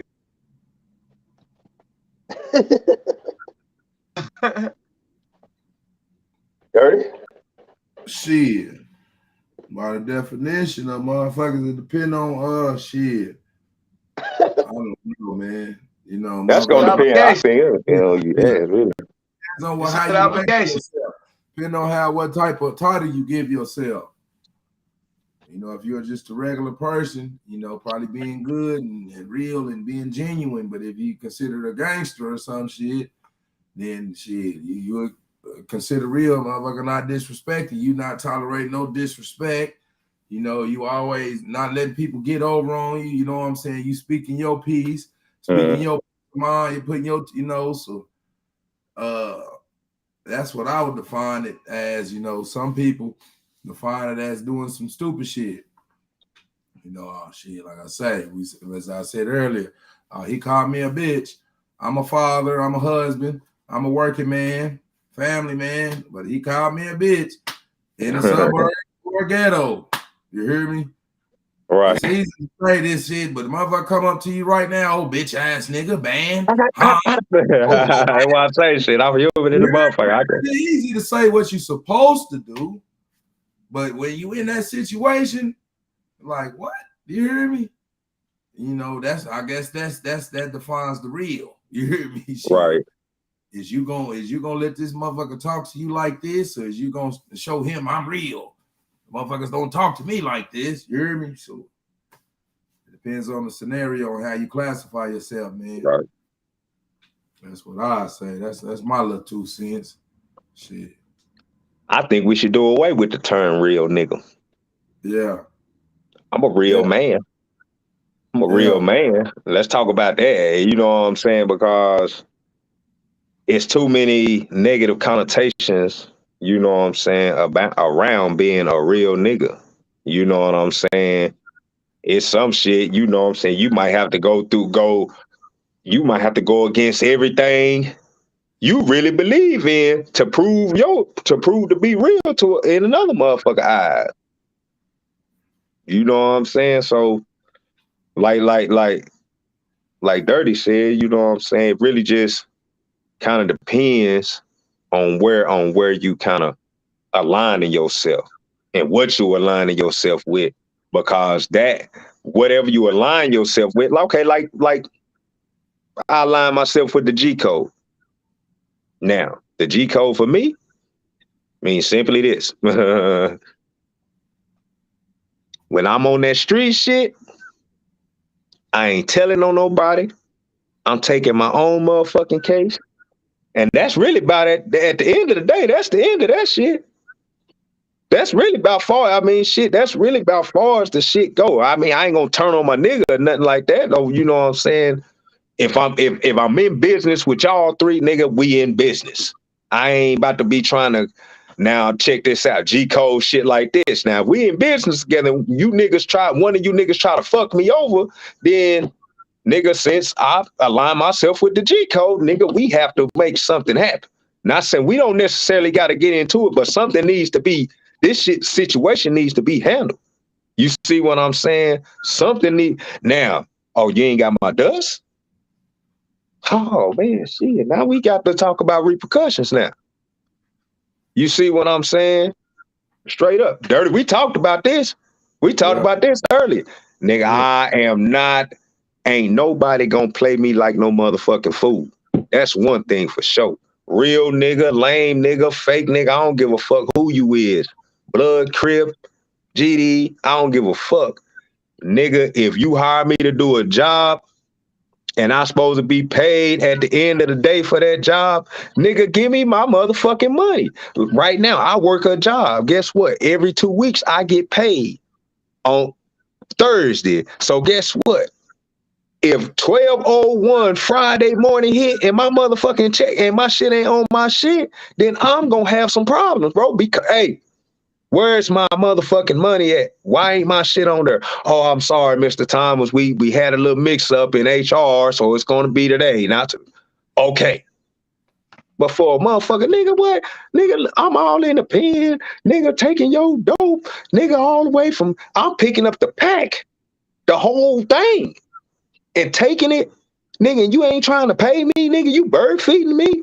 But then when you let this motherfucking white boy come in and a goddamn meth head come in and just do it for one day, you pay him everything that you told him you was gonna give him up front. I don't give a fuck if it was $10, nigga. That you said I don't give a fuck if it was $1. You shouldn't have gave that nigga his whole dollar when you ain't paid me all mine. The fuck? So yes, the next time I seen that pack, let me get some.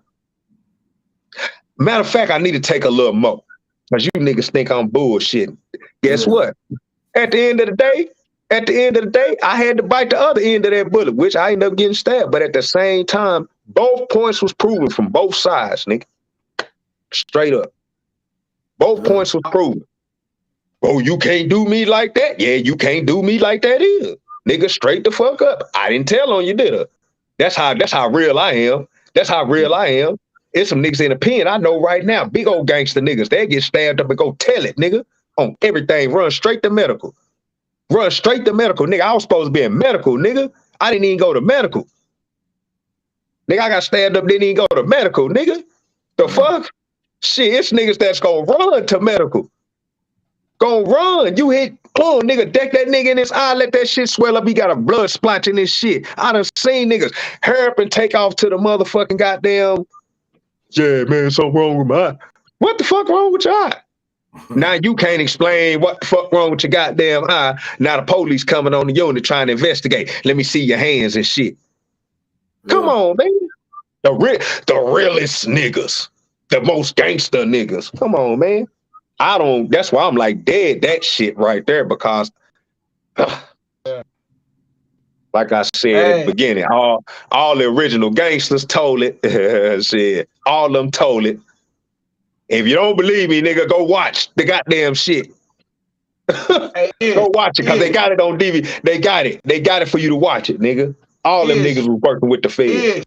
You wrap that bitch up, bro. You wrap that bitch up, bro. Show say add him. Hey, bro, I put the link. On the priesthood, bro. Check your messages on Messenger. I added you to priesthood. I put the link in there, man. If you want to tap in before we lock it up. But hey, bro, you just said the gangsters are the most gangsters of niggas got stabbed up, and they wouldn't say something wrong with me. Now everybody in trouble. You know what I'm saying? End of the day, all of the kingpins, bro. But see, here go the part where the real nigga shit were, you know, and he closed that shit. Dirty was right. There is a real nigga that really care about his community. He Nat Turner. Nat Turner was a real nigga. You know what I'm saying? But then you also have the real nigga that we live with nowadays, where they live by prison rules as a real nigga. And I don't give a fuck what nobody say. The realest niggas, I know niggas that went in prison, bruh, at 16. 16. Right. They monsters in prison right now, bruh. They might be in there for the rest of their life. But they so real, they a fuck another man, bruh. They will knock this nigga out and fuck, and everybody know about it, bruh. Like this real shit. Everybody know about it.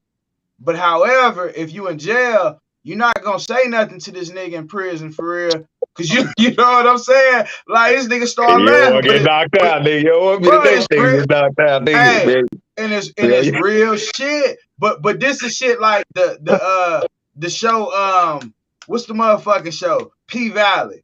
This is why a lot of niggas who not real, they'll say, I personally, I done watched a couple episodes of P Valley. I think the shit be some real shit to be going on in real life. Think it's a whole lot of undercover niggas who done knocked niggas in prison, then came home, they fucking women, they going all type. Like, these is real. Hey, we don't have no barriers on what we talk about, how we talk about it. None of that. Like real life. We gonna give it shit all the way real.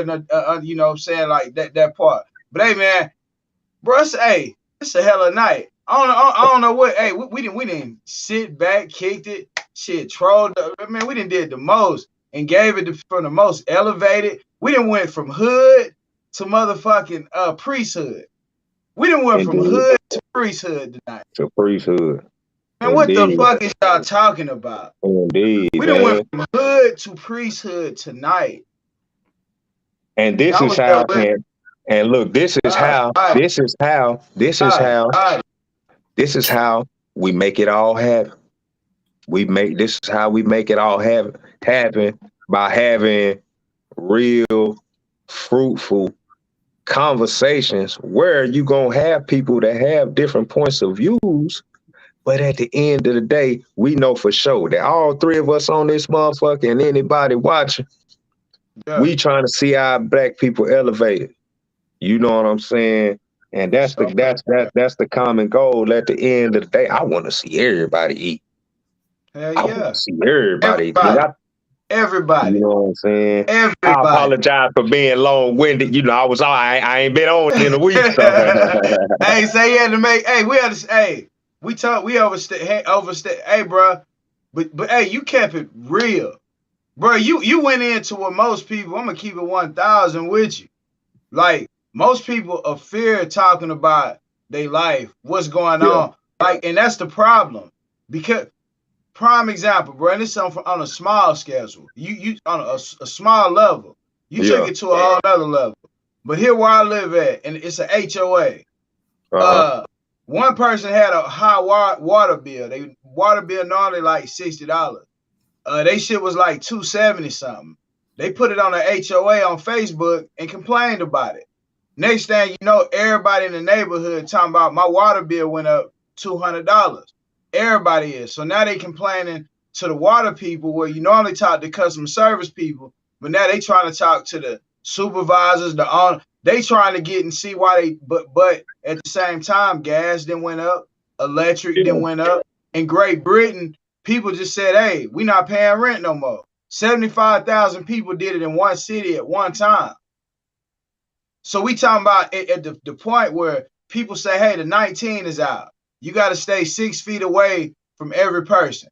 So every person stands 6 feet away. Meanwhile, you go to social media, you go to places where you can communicate with people. They say, we're going to censor what the people say or what they can and can't say, how far it can go.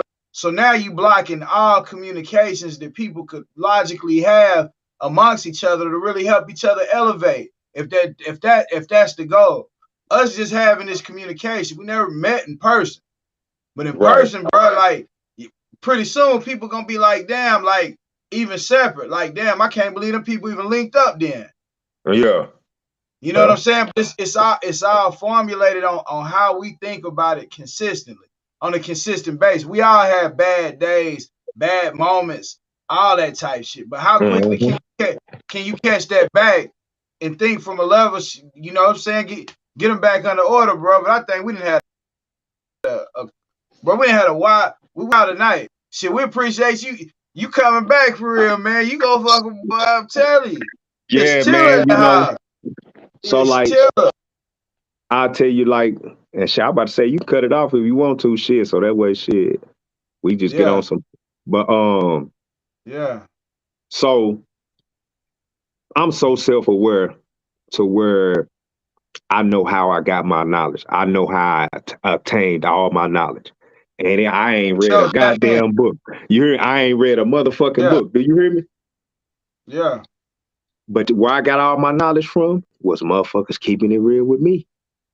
Telling me how life is. Telling me how it is, not how we want it to be. You see what I'm saying? Certain things.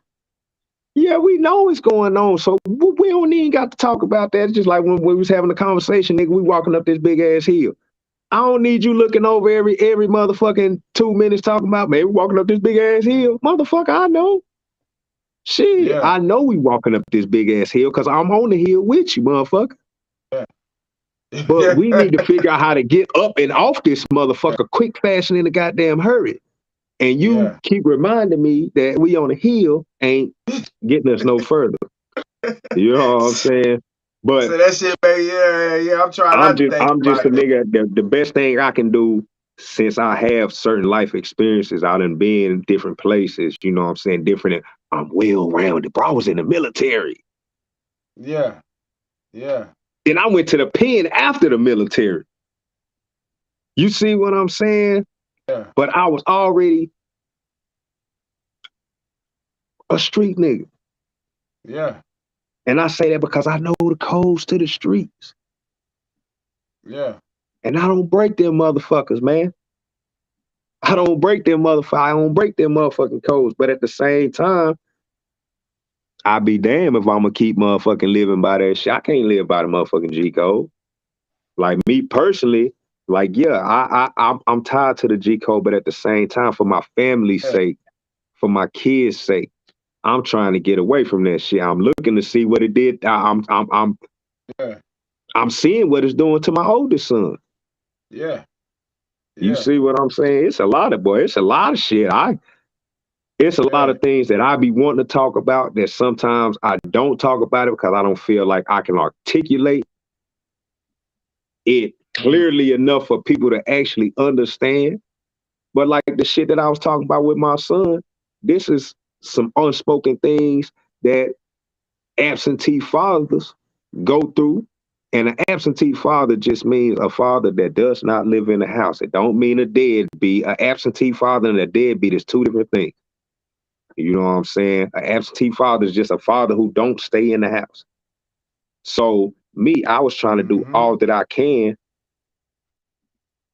from being an absentee father to actually trying to, even though I was still wasn't staying in the crib, but I was trying to be more hands-on with him. But a nigga getting blocked. But a nigga getting blocked. You know what I'm saying? And I had a deep desire, especially when I came back and seen all the bullshit. Yeah. I'm like, nigga, you banging? Who your big homie? What's his name, nigga? Who? Ah, man, that's your big homie? For real? Yeah. Okay. Yeah. I'm trying to get a meet and greet. I know the nigga. I just can't catch up with him. I can't catch up with the nigga. Won't nobody let me catch up with him. Hey, bro, you know so-and-so? Yeah. Hey, man, what's up, man? You can't link me with him? Why? What? Yeah. What you mean, why? Yeah. Cause I said so, nigga. Shit. The fuck? Yeah. This nigga, my son, big homie, nigga. I need to be linked in, nigga. What the fuck you mean? The fuck, nigga? Cause I dare a nigga to tell me I can't take my son off the set, nigga. Who the fuck is you? Yeah. You might well gonna kill me, nigga. I'll die for that. Yeah. I'll die for that. Now, there's certain things that, nigga, I lay me down right here, nigga. Yeah. Lay me down right here. See, and that's how far, is that how far we take it for a hood obligation? That's how far I take it for my son. No. With you, under principles of you being your son and you seeing your seed come from you. When we ejaculate shit, we not that seed come from us. So fuck that part. But I'm saying on the part about being obligated to a hood, why should you have to go to somebody else to get your son quoted off the set? Like it is certain rules, even in tribalism. Right. If we dealt with a tribe, you a scientist in the tribe, or you a healer, you emotep, you a medical doctor of your tribe. Somebody else from the other tribe get hurt. They say, your tribe say, hell nah, you can't help them. They from another tribe, but that person dying is that really make, man, like, I guess. I think it depends on the consequences. What you got to know what the consequences is gonna be. Now, I would shit. You know, in that situation, it's like shit. If you Imhotep, it's like, what's it worth to you? As far as in helping and healing this man. You see what I'm saying? So that's where the difference in my situation and Imhotep's situation is, because it's my life worth operating on this person that I don't know, that's from somewhere else? There we go. And see that, because it's like, so it's like, are you going to go against your family? In that situation, it's like you going against your family. Yeah. For an outsider. Deep. So, that's deep. and with me, deep. I'm going against an outsider for my family. Cause that nigga don't belong to you niggas. Ain't there one of you nigga bust no fucking nut in his mama and made him. And he needs to know that y'all niggas don't make him. He was a tough motherfucker before and one of y'all came around. Cause that's my goddamn son. He didn't need now one of you niggas. Didn't need now one of you niggas. And I'm mad because it's a nigga that's my fucking age. Nigga, you 20 years older than my fucking son, nigga. It's kids in between there, nigga, that should be his big homie other than a fucking 30-something-year-old man. Yeah, nigga, you don't need to be out teaching my son shit, nigga. Nigga, you ain't be 35 riding around with my goddamn daughter, nigga. The fuck? You feel me? You feel me? That hood shit. A 25-year-old, 30-year-old can ride around with your son in the hood. You see your daughter in that motherfucker, you gonna blow a gasket. Oh, hell no, nigga, get what you doing with my daughter? Don't neither one of them young motherfuckers need to be with him. Not the little boy or the little girl. Straight up, nigga. And my daughter or my son don't need to be riding around with nobody 30 plus, 25 plus, or anything like that if it ain't they family member. And then if it's a family member that's on some bullshit, see, this is me. I'm with the shit, but a nigga don't keep a lot of bullshit going. It's a difference. You see what I'm saying? See, the nigga with the hood mentality is gonna keep all the bullshit going. You see what I'm saying? And a nigga that's with the shit, he don't be out there on that shit all the time. When a motherfucker say, yeah, I'm with the shit, that's letting you know. That's letting you know. Don't let the smooth taste fool you, my nigga. I'm with the shit. Yeah. I'm with all the bullshit. I don't do it like y'all do it. I'm with the shit, but I don't have to prove to you I'm with that shit. Right. Like, you can be with the shit and don't nobody know you with the shit, and good night, bro. That situation, you know what I'm saying? Yeah. Bro, you don't have to. Yeah, it's no such thing as having to prove to you. You screaming loud, bro, so I'm finna have a reaction off of your action. Right. Fuck nah. You're not gonna control me like that. That's the point we have to get to. Nobody else control you. I shouldn't be out walk by somebody and say, bitch ass nigga, and you really stop. Now I might laugh at you at first, bro. You don't act like you flinching or something like you really finna do something, and we ain't gonna talk about it. But you know what I'm saying, Pat? That shit come exactly when it come.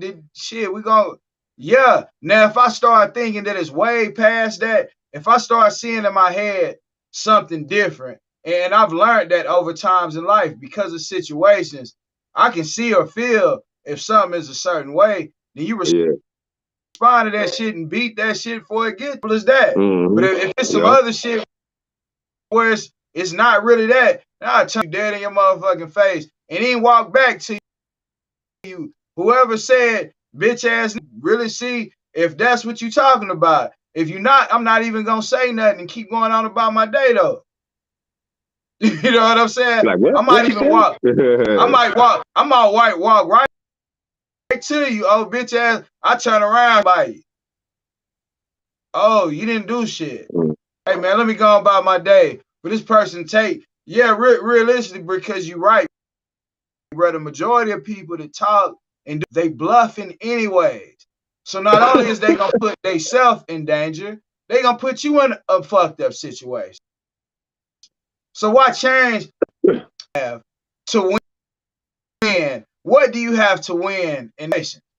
Bro, there is no winner. There is no winner. This person might be bluffing. They might be a lunatic. They might be crazy as hell. It's a motherfucker. Hey, in Atlanta, a security guard got out the truck because he had a car. Just because he had on a security, he walked behind him, blow dude brains out on the sidewalk in broad daylight because he a security guard. You know what I'm saying? He looked at it like, you know what I'm saying? Like, end of the day, bro, you don't know. That's why I think too. That's all it was. There had to be something else behind that, man. He ain't just walk up and smoke the man for no reason, did he? Oh man, bro, I was seeing you the video off of here. Dude I'm got out the car. It's probably, well, I'm saying it ain't no backstory to that. Ain't no, like, okay, yeah, it ended up having to be because it was confidential. You know what I'm saying? I mean, I know what the video probably gonna show. I'm just saying, like, hopefully it's a back. You see what I'm saying? Like, I agree. Like, now I'm not saying that people don't do it, because I seen on live where that nigga killed that motherfucker. They had that shit on Good Morning America, nigga. Where the nigga was like, yeah, nigga, I got on live like, yeah, nigga, I feel like killing something. I feel like killing something today. Man, nigga walked up on an old man, smoked the shit out that nigga. For real, man, straight up. Telling you, walked up on an old man. Did you see the motherfucking Florida? Did you see the motherfucking Florida on bath salts? He didn't kill a white dude, but he raped him and ate his whole motherfucking face, bro. Like, he on the side of the highway, literally the police shoot the dude several times, but he didn't got butt naked, bro. He eating the dude whole face. Hey, bro, I wish I had the screenshot of shit. Like, it's something to look at. I'm gonna put it up. It was in Florida. Yeah. How long ago was this? Say this shit probably been about 7 years ago. I say it probably been about 7 years ago. But yeah, he took bath salts. I don't even know what bath salts do. That's like some new shit. I don't know. I don't even know. It's fucking meth. Same thing as meth. Shit. Some knockoff same thing as bath salts. Some knockoff shit. Yeah. Be having shit like that goddamn K2. Shit, like shit. Hey, like K2 on steroids. Like K2 got motherfuckers flopping in the goddamn like a fish in the goddamn gutter. Shit. So it's like K2 a lot on of people steroids. lost their mind on that. Yeah. A lot of people lost their mind on that K2 shit too. Yeah. Niggas was getting that shit in the pen. Nigga. I'm like, I'm cool on that shit, nigga. That nigga, for one, no, nigga. No, I don't want nothing that even, nigga, no. Nigga, that shit, no. Nigga, that shit smell like straight potpourri. Hey, real talk. Hey, bro. Yeah, like, yeah. Bro, we pushing 2 hours. We done did it, man. You got a freestyle for you go? Nah, I ain't got no freestyle. Hey, tell where they can reach. Hold on, let me see. Look at that. There we go. What is that, a church beat? He got no for. Say, look. Let's see if he got something for him.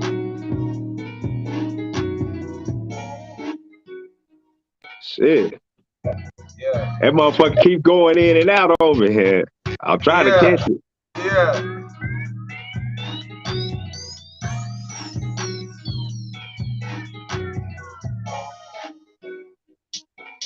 Yeah. We dropped it on y'all tonight, though. All right. I might be here. Hold on. He said he already. Hood obligation. Yeah.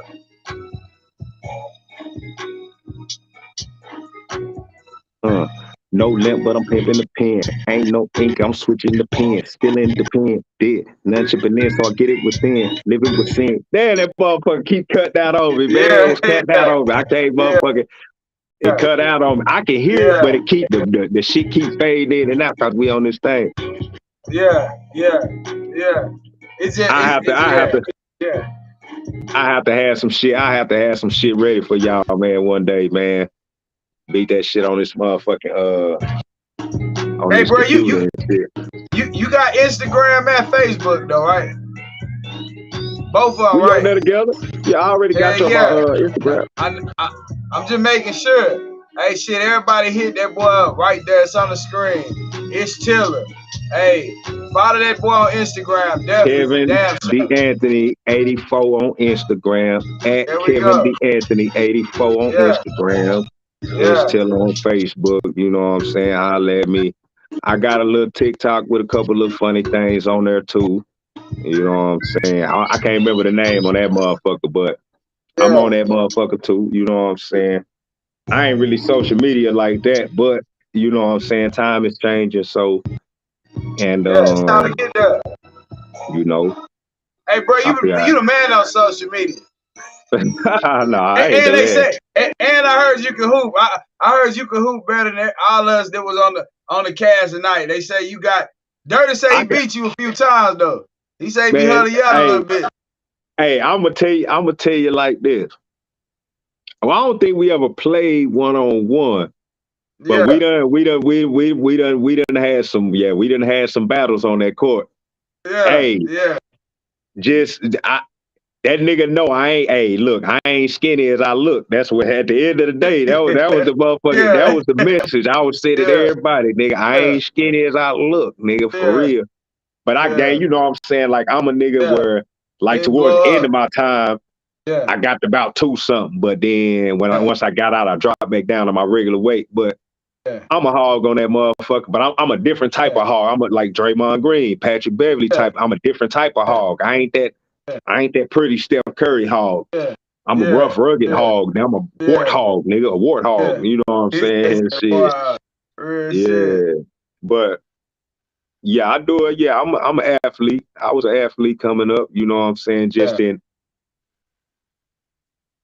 nigga, if I didn't need yeah, nobody else. If I could have thought bigger. yeah, I didn't need no motherfucker. I didn't really, just to be honest, I just needed one person to come through and blow my mind up. Boom, nigga, make that motherfucker for yeah, real. If yeah. somebody would have came through and blew my mind up when I was like 13 years old, bro, for real on everything. I just never had nobody like say something just, you know, you might see somebody on the thing where they done made it and they be like, oh yeah, man, I had this conversation with this person one day and they was just like, I ain't never had nobody really just, or maybe I just wasn't paying attention. So maybe because I keep running across this, and I ran across it twice this week, where people say, "Hey, you should start some type of youth program through however which way they call it." I look at just outreach with communities. Yeah. How you think from right now, we could build on this? Well, we could actually. It's a lot of single parents, single mothers in this world. A lot of people looking for ways to do it, but 76% of the men that look like us, we make up 76% of the prison system. Right. So you know what I'm saying? So how like brothers like us, even though we ain't in the house, if we don't help other people's children, nobody's gonna be there to help. We're gonna lose our children. I Right. realize it through seeing what you see, bro. Behind the screens, I'm gonna talk to you about my life too. I'm gonna bring my shit up and talk about it on here too as well. But I appreciate your transparency, bro. Like that Yeah. shit is God body. Like for real. You man, like yeah, you did what is hard for a lot of people to do. But I want to encourage people to do. A person to get raped, it might be a little girl, it might be a little boy. They get raped. They're afraid to tell people they got Mm-hmm. raped because the person who doing it is still around them. So eventually they end up enjoying the person that's abusing them. And you know what I'm saying? And us as melanated people, this is the mentality that we have in the hood. We have began to hate each other, but love the system that's abusing you. You know what I'm saying? Mm-hmm. If Brittany Griner get caught at the airport in Russia, she knew better. But a 19-year-old white girl just got caught 2 or 3 months late before she did with 7 grams. She got a weed. She got caught with 0.07 grams of oil. She got 9 years. This person did 2 months. Got sent back home with a fine. So I hate to say it. This Yeah. ain't got nothing. This ain't got nothing to do with no black and white shit. That Brittany Griner shit ain't. That is some political There we go. shit. It don't matter. It could be fucking Sue Bird, nigga. It could be Sue Bird, nigga, or Taylor. I don't give a fuck what white person. Oh, it don't fucking matter. At this point in time, you got to understand who the fuck we dealing with on the other side of the fucking map. And what's going on right now, huh? So you thinking? So motherfuckers is thinking. If you think Donald Trump is bad, what this motherfucker nigga is worse. But Donald Trump is married to a woman from the same place. What I'm saying is, what I'm saying is, did you hear that? The motherfucker that's running Russia. They raided his house today. They raided Trump's house today. Well, fine. And I don't give a fuck about none of that shit. I don't give a fuck about that shit. That shit don't fucking, cause all the Democratic, all that political shit, they all on the same shit, bro. That's just you picking. That's when you go Democrat or Republican, you trying to pick the lesser of two evils in your mind. Period. Point blank. Right the fuck up. Especially when it comes to us on this tax bracket. Cause guess what? That's what it is. For real. Half the shit that they be talking about, to a degree, nigga, we got enough money. We got black people building their own schools right now. You see what I'm saying? So it's certain shit like education and all that shit. If we just get more millionaires building more schools, then fuck the goddamn government and them goddamn books. Cause we don't fucking need that bullshit they teaching the motherfucker anyway. Cause they teaching the nigga a bunch of lies and a bunch of bullshit that a nigga don't fucking need. But with schools come curriculums, right?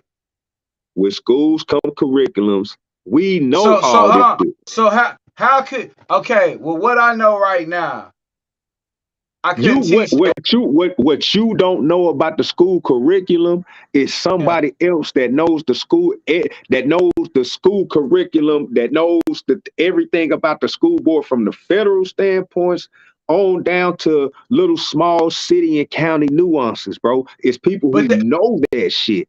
Black people. They can't put it in schools though, bro. They can't. This is one. We don't need their curriculum because nigga, math ain't trademark. They didn't trademark no motherfucking teaching algebra or teaching trigonometry. So name me one school. Are you saying? So look, nigga, I can go buy a trigonometry book and teach my son right now. Yeah, trigonometry. That's true. But can you teach a child what they were before slavery in school? Can you do that? Can you find me one book that deals with your history prior to slavery? What I'm saying, just one. What I'm saying is, okay, so listen, to answer you that, I'm not even going to answer that question. I'm just, I'm not going to do that because we already, what's understood don't need to be explained. What I would say to you is this. Let me be a billionaire and I build a school. Nigga, I'm making my own goddamn curriculum. What the fuck? I can teach certain classes in my own school.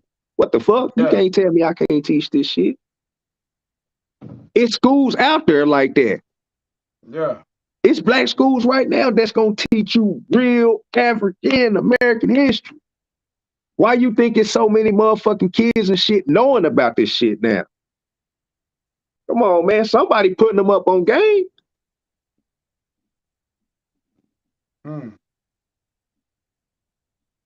Somebody putting them up on game.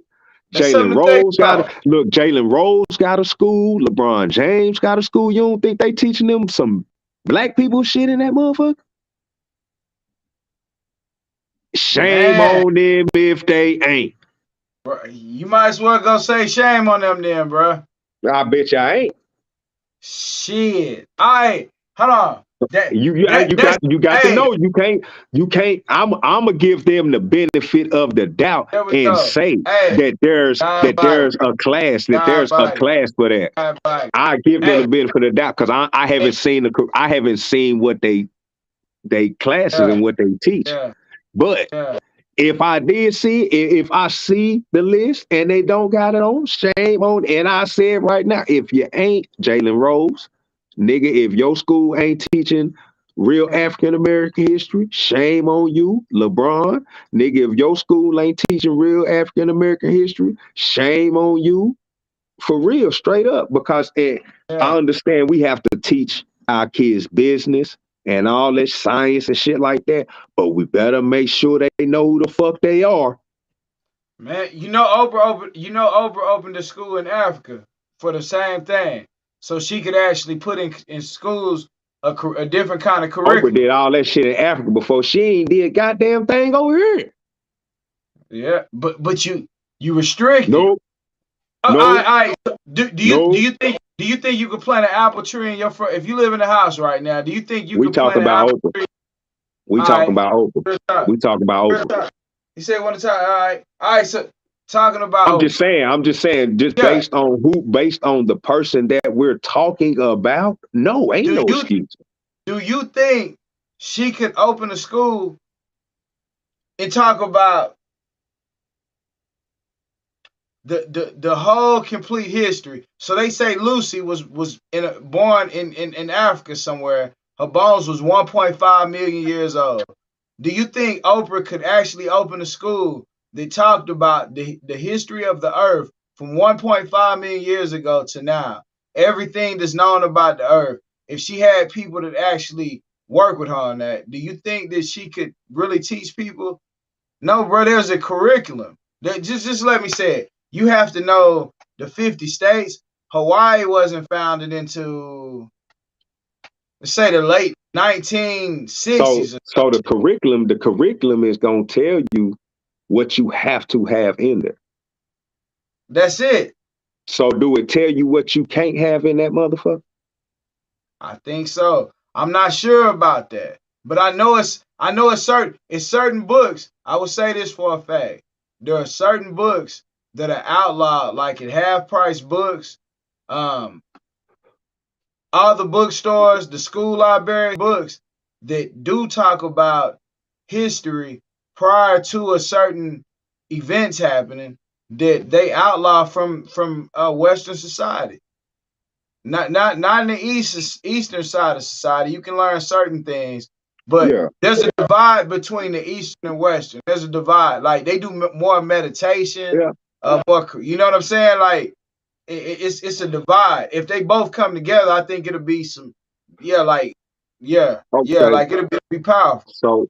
So I challenge that with this. Did you know about the black people who opened up the school and was falsifying all the goddamn everything that they had going? The whole shit was them people basically, boy, I'm that motherfucking nigga, a piece of shit. Him and his goddamn wife, y'all sorry as hell. Sorry as hell. They was faking motherfucker shit. They shit wasn't real. When these people try to go to college, all this shit ain't nothing. These kids done spent all this time at these motherfucking schools. At this black ran school. Think down in like Louisiana, somewhere down south. Down further south than where I'm at. You know what I'm saying? I want to say it was in the boot, but it could have been somewhere else. But yeah, man, this couple was down there running the whole fucking school, bro. Nigga, and went to send some kids off and they been teaching these kids since middle school, bro. This is a middle school, high school shit. So they got a hold of these kids for 6, 7, 8 years. You know what I'm saying? And then when these motherfuckers, they go try to get in college, they shit fucked off. Yeah. At the end of the day, man, can't nobody tell, bro. I done been to prison, bro. And niggas be popping out they cell in the middle of the night, all that shit, be working ways and all this shit like that. When a nigga ain't supposed to have shit, bro, motherfuckers is making ways, bro. It's always a motherfucking corner to be in, nigga. Straight the fuck up. Yeah. Nah, never lose. It's a look, listen, I'ma tell you this. I'ma tell you this. Breaking news, this just in. I'm a hell of a dude. It's a must I sin. Never lose. It's a must I win. So every rule, it's a must I bend. You understand that? It's always a rule to fucking bend out that motherfucker, bro. It's always a man. What nigga? Them people ain't in no motherfucking school like that every goddamn day. Shit, you can teach that goddamn class. Straight. It's bro, it's schools out there, bro, that only teach science and math. Literally. They don't teach nothing else at that motherfucker. Literally, bro. Literally. I'm not joking. You look it up. Look it up. Yeah. Math and Science Academy. They algebra 2 one class got trig. The next class got motherfucking biology, chemistry. Might have one English class. Ain't learning no history in that bitch. Yeah. Cause by the time they get to that, they done learned a little bit of history. They shit. Yeah. Hey, especially bro. when you done got our age and then you start learning like, man, all that shit was a fucking lie. They need to take all that shit the fuck out of there. You lying motherfuckers. Hey, yeah. Hey, bro. And I used to sit there and be looking at them textbooks and I would barely be like, man, I ain't be looking at this shit like I ain't never just like I ain't never just buy all the way. You know, I see you never. I ain't never. I ain't gonna act like I was just hell no. That shit ain't true. I just never bought all the way in, and I'm like, here's the reason why I could never really get into history. This is why. Because it was a bunch of fucking lies. That's why I couldn't get into history. Hey, bro. Hey, tomorrow, man, we gonna come up, man, do this shit again. Like, I got a few people up. It's not the same. All of my friends out there, this Caucasian, tap in tomorrow. All my friends is Caucasian. All my friends is Latino. Tap in tomorrow.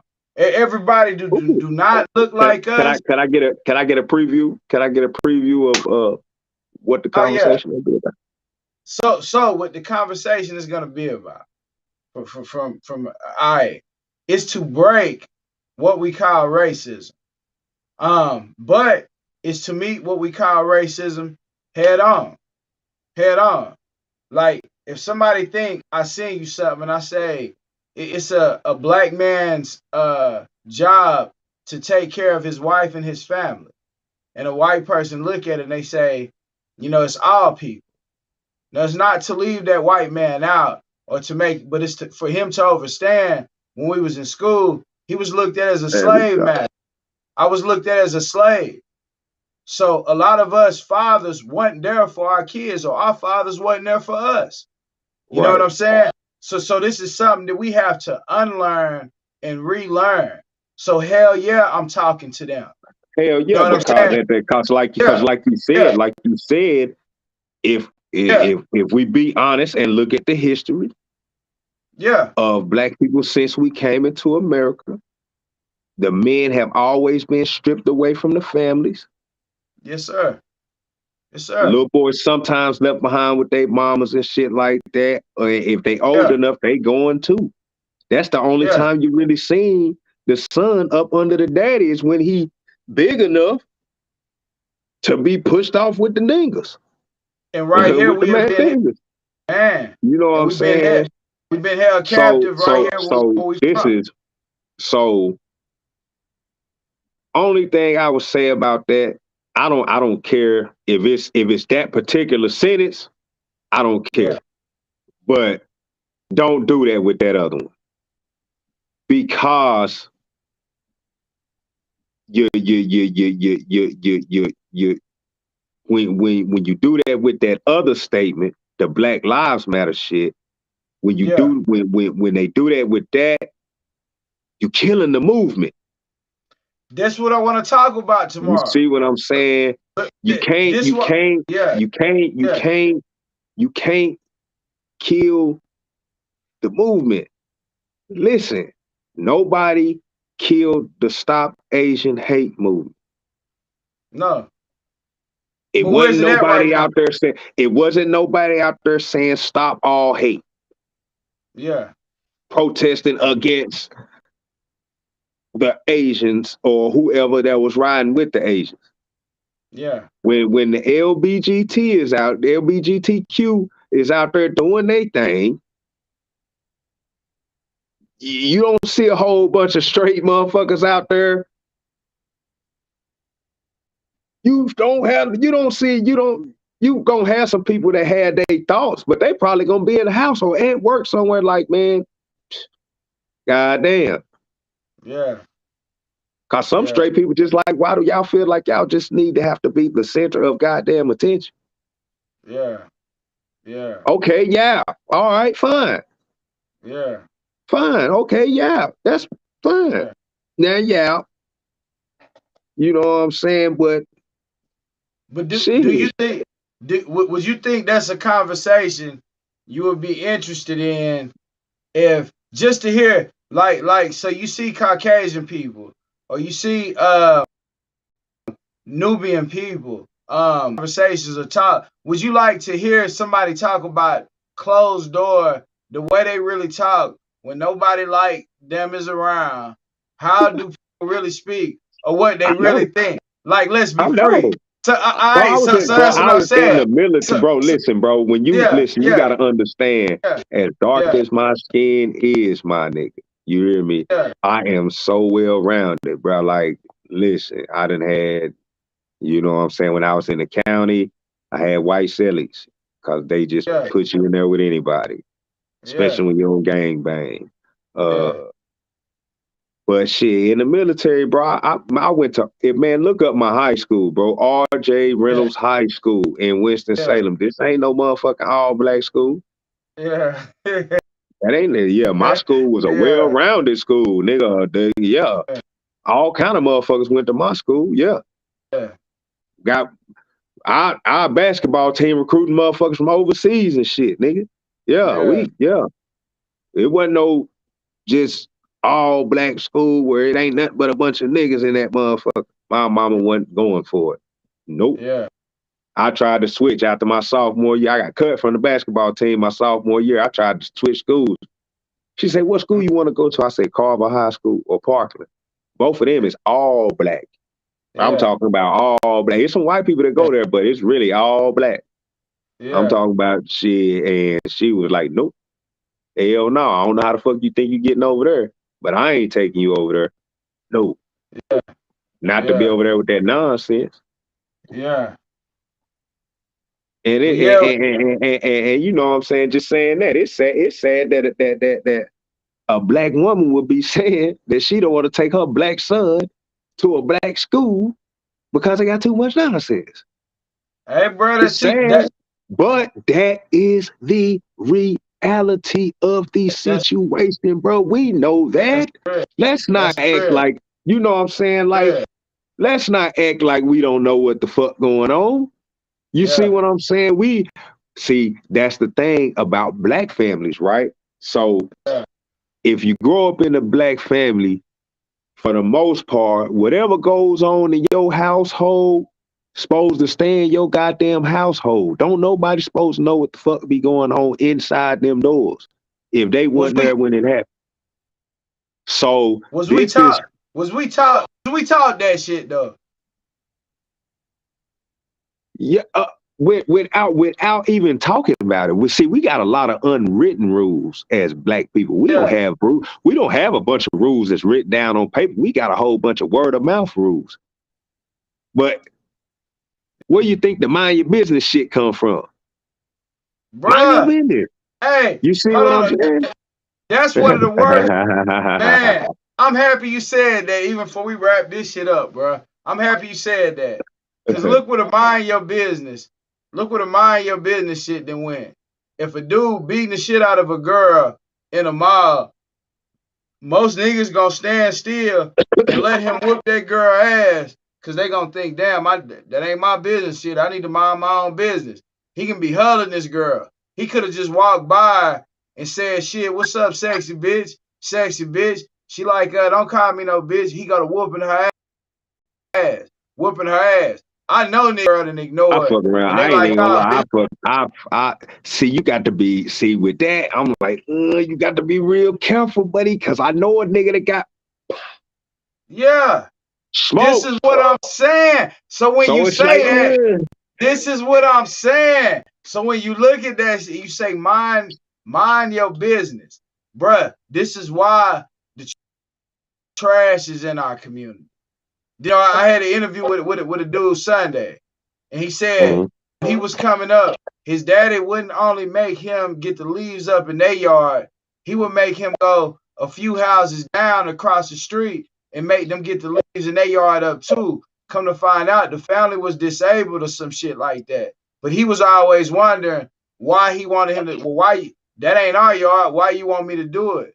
Bro, we gotta be the ones responsible for cleaning our community, for cleaning up where we live at.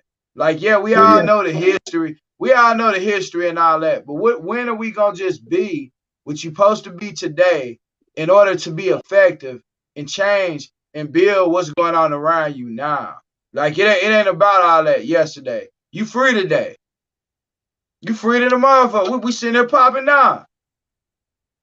Big up to whoever out there, too. But hey, it's chill.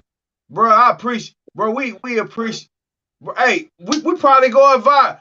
Hey, bro, I ain't gonna tell you, this might be the one to go viral, pop off right here, for real. That bro put a lot out here. I don't know what was going on with them days, but you must have been contemplating this shit. Yeah, man, you know the devil trying to keep a nigga down. That's it. Devil trying to keep a nigga down. That you know what work. I'm saying? Hey, I like what you just said, man. You know what I'm saying? We definitely got to be the ones to clean up our shit. Because you got to think about it. You know what I'm saying? Love dirty to death. But you think about it, the system thing, when you talk about the system thing that's put in place, right? Now you got to figure out how to beat the system, right? That's in place to keep you failing. Because you can't trust the people that are from the direct lineage of the people who put the system in place to do the right thing or what we want to be the right thing. Bro, that's what I want to talk about. Listen, bro, let me tell you something, bro. JP, the company JP Morgan, nigga. This motherfucking company, JP Morgan, has been around since damn near the inception of America, nigga. JP Morgan, Rockefeller, and it was one other cat. They called him the motherfucking father. You know what I'm saying? They got this shit popping. They really got shit popping out here with the steel and all that shit like that because they end up working together. Yeah. To keep, you know what I'm saying? Because they were, you know what I'm saying?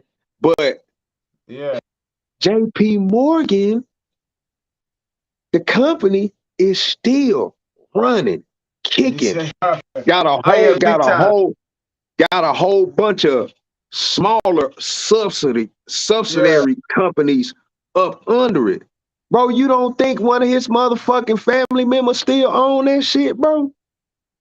You got to think about how deep that they embedded in that they got the system planted. So you can't expect they too deep in it. So even all that company do is gonna keep getting passed down to its motherfucking people. Some way, form, or fashion. Even if it's sold to somebody else that's not in the family, it's gonna be to somebody who got deep ties. Cause you ain't gonna be able to buy out JP Morgan, nigga, without having trillions of dollars. No way. And you can't take care of a nation, if you don't have if you don't have a military, bro, you don't really have a nation. Cause somebody can just come through and take or destroy and make you rebuild. That shit's been going on for years, bro.